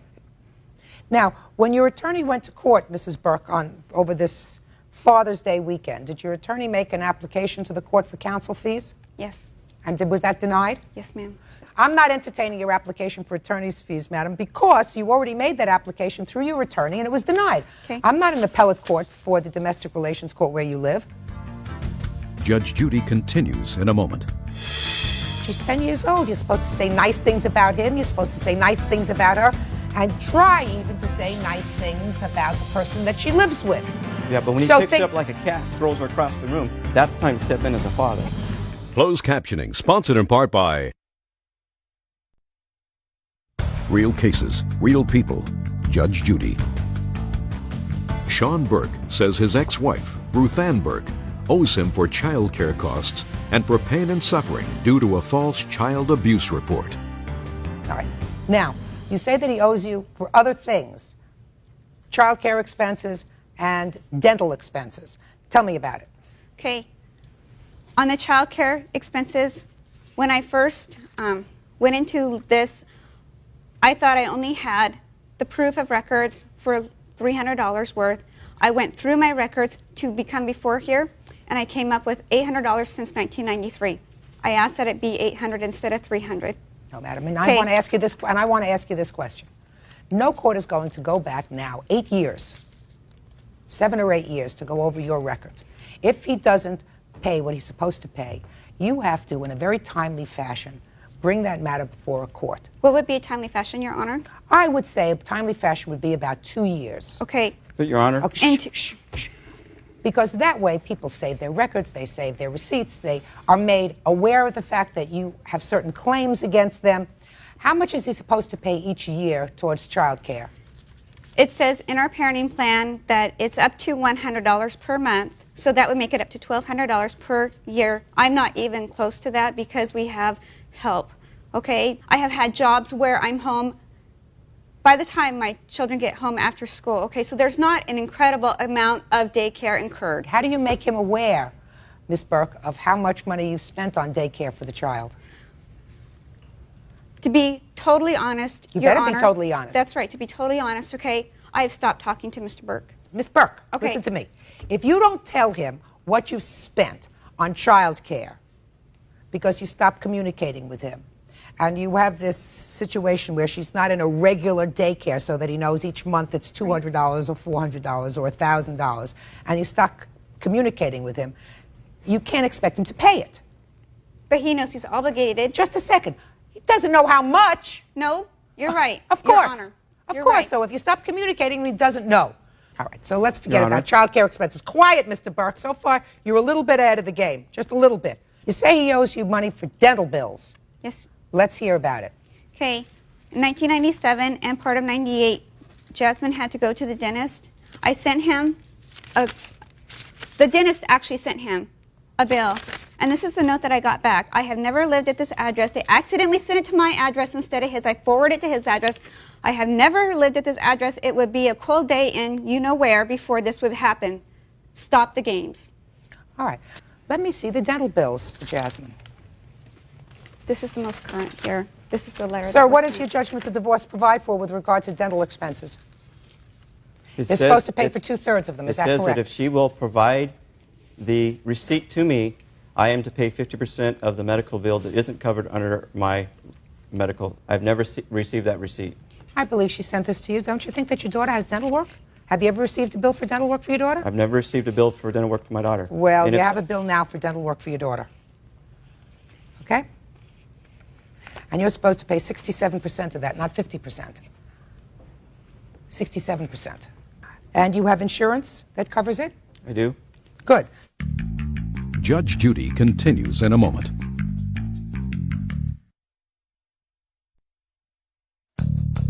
Want justice? Call 1-888-800-JUDY. On the internet, judgejudy.com. Okay, Bird, you have the trustee calculator? Got it. She owes him $750 for plane tickets. He owes her $658.61 for dental bills. So how much does she owe him? $91. Now, you have a 10-year-old daughter, and if you want to make her a neurotic and end up hating periodically, sometimes you and sometimes you'll continue to involve her in your private little war. Your daughter has a mother. She has someone who stands at home in a position of stepfather, even though you're not married. But your daughter has a father. And if you're going to say anything bad about her father, that makes your child feel badly. If you call him a bum, if you call him a ne'er-do-well, if you say that he wasn't interested in her, that he didn't want her when she was born, all of those things that I read in these papers, that doesn't make your child feel good about herself. And she's 10 years old. You're supposed to say nice things about him. You're supposed to say nice things about her, and try even to say nice things about the person that she lives with. That would be nice. It would make your daughter feel better about herself. But when he physically abuses my daughter, I have a right as a father to stand up for her. Listen to me. You have an obligation to physically protect... Who's going to fight for my daughter? I'm going to fight for my daughter. Mr. Burke, you have an obligation to protect your child. Protecting your child has to do with real, substantial issues. Yeah, but when he So picks her up like a cat and throws her across the room, that's time to step in as a father. Well, Mr. Burke, if those allegations that you just made to me were founded by Child Protective Services, and your daughter is certainly old enough to articulate it, Child Protective Services would have removed your daughter from the house if they were founded. What I'm suggesting to the two of you is you should try to get along with each other. Minimally, so that your daughter doesn't end up suffering and isn't caught in the middle all the time. that involves both of you. I agree, Your Because Honor. I will tell you that allegations of child sexual abuse, when they're made and they come up unfounded, I find to be despicable. And what I'm telling you is that also came up unfounded, because if they were founded, he would never get the visitation that he's been enjoying with his daughter. So I'm telling you that it doesn't make a child feel good when detectives and child protective service workers come to their home, come to their school, and ask about, did daddy do this, did mommy do this, did boyfriend do this. That doesn't make a child feel good or special or secure. So you better cut it out. In any event, you owe him $91. Pay it. That's all. Parties are excused. You may step out.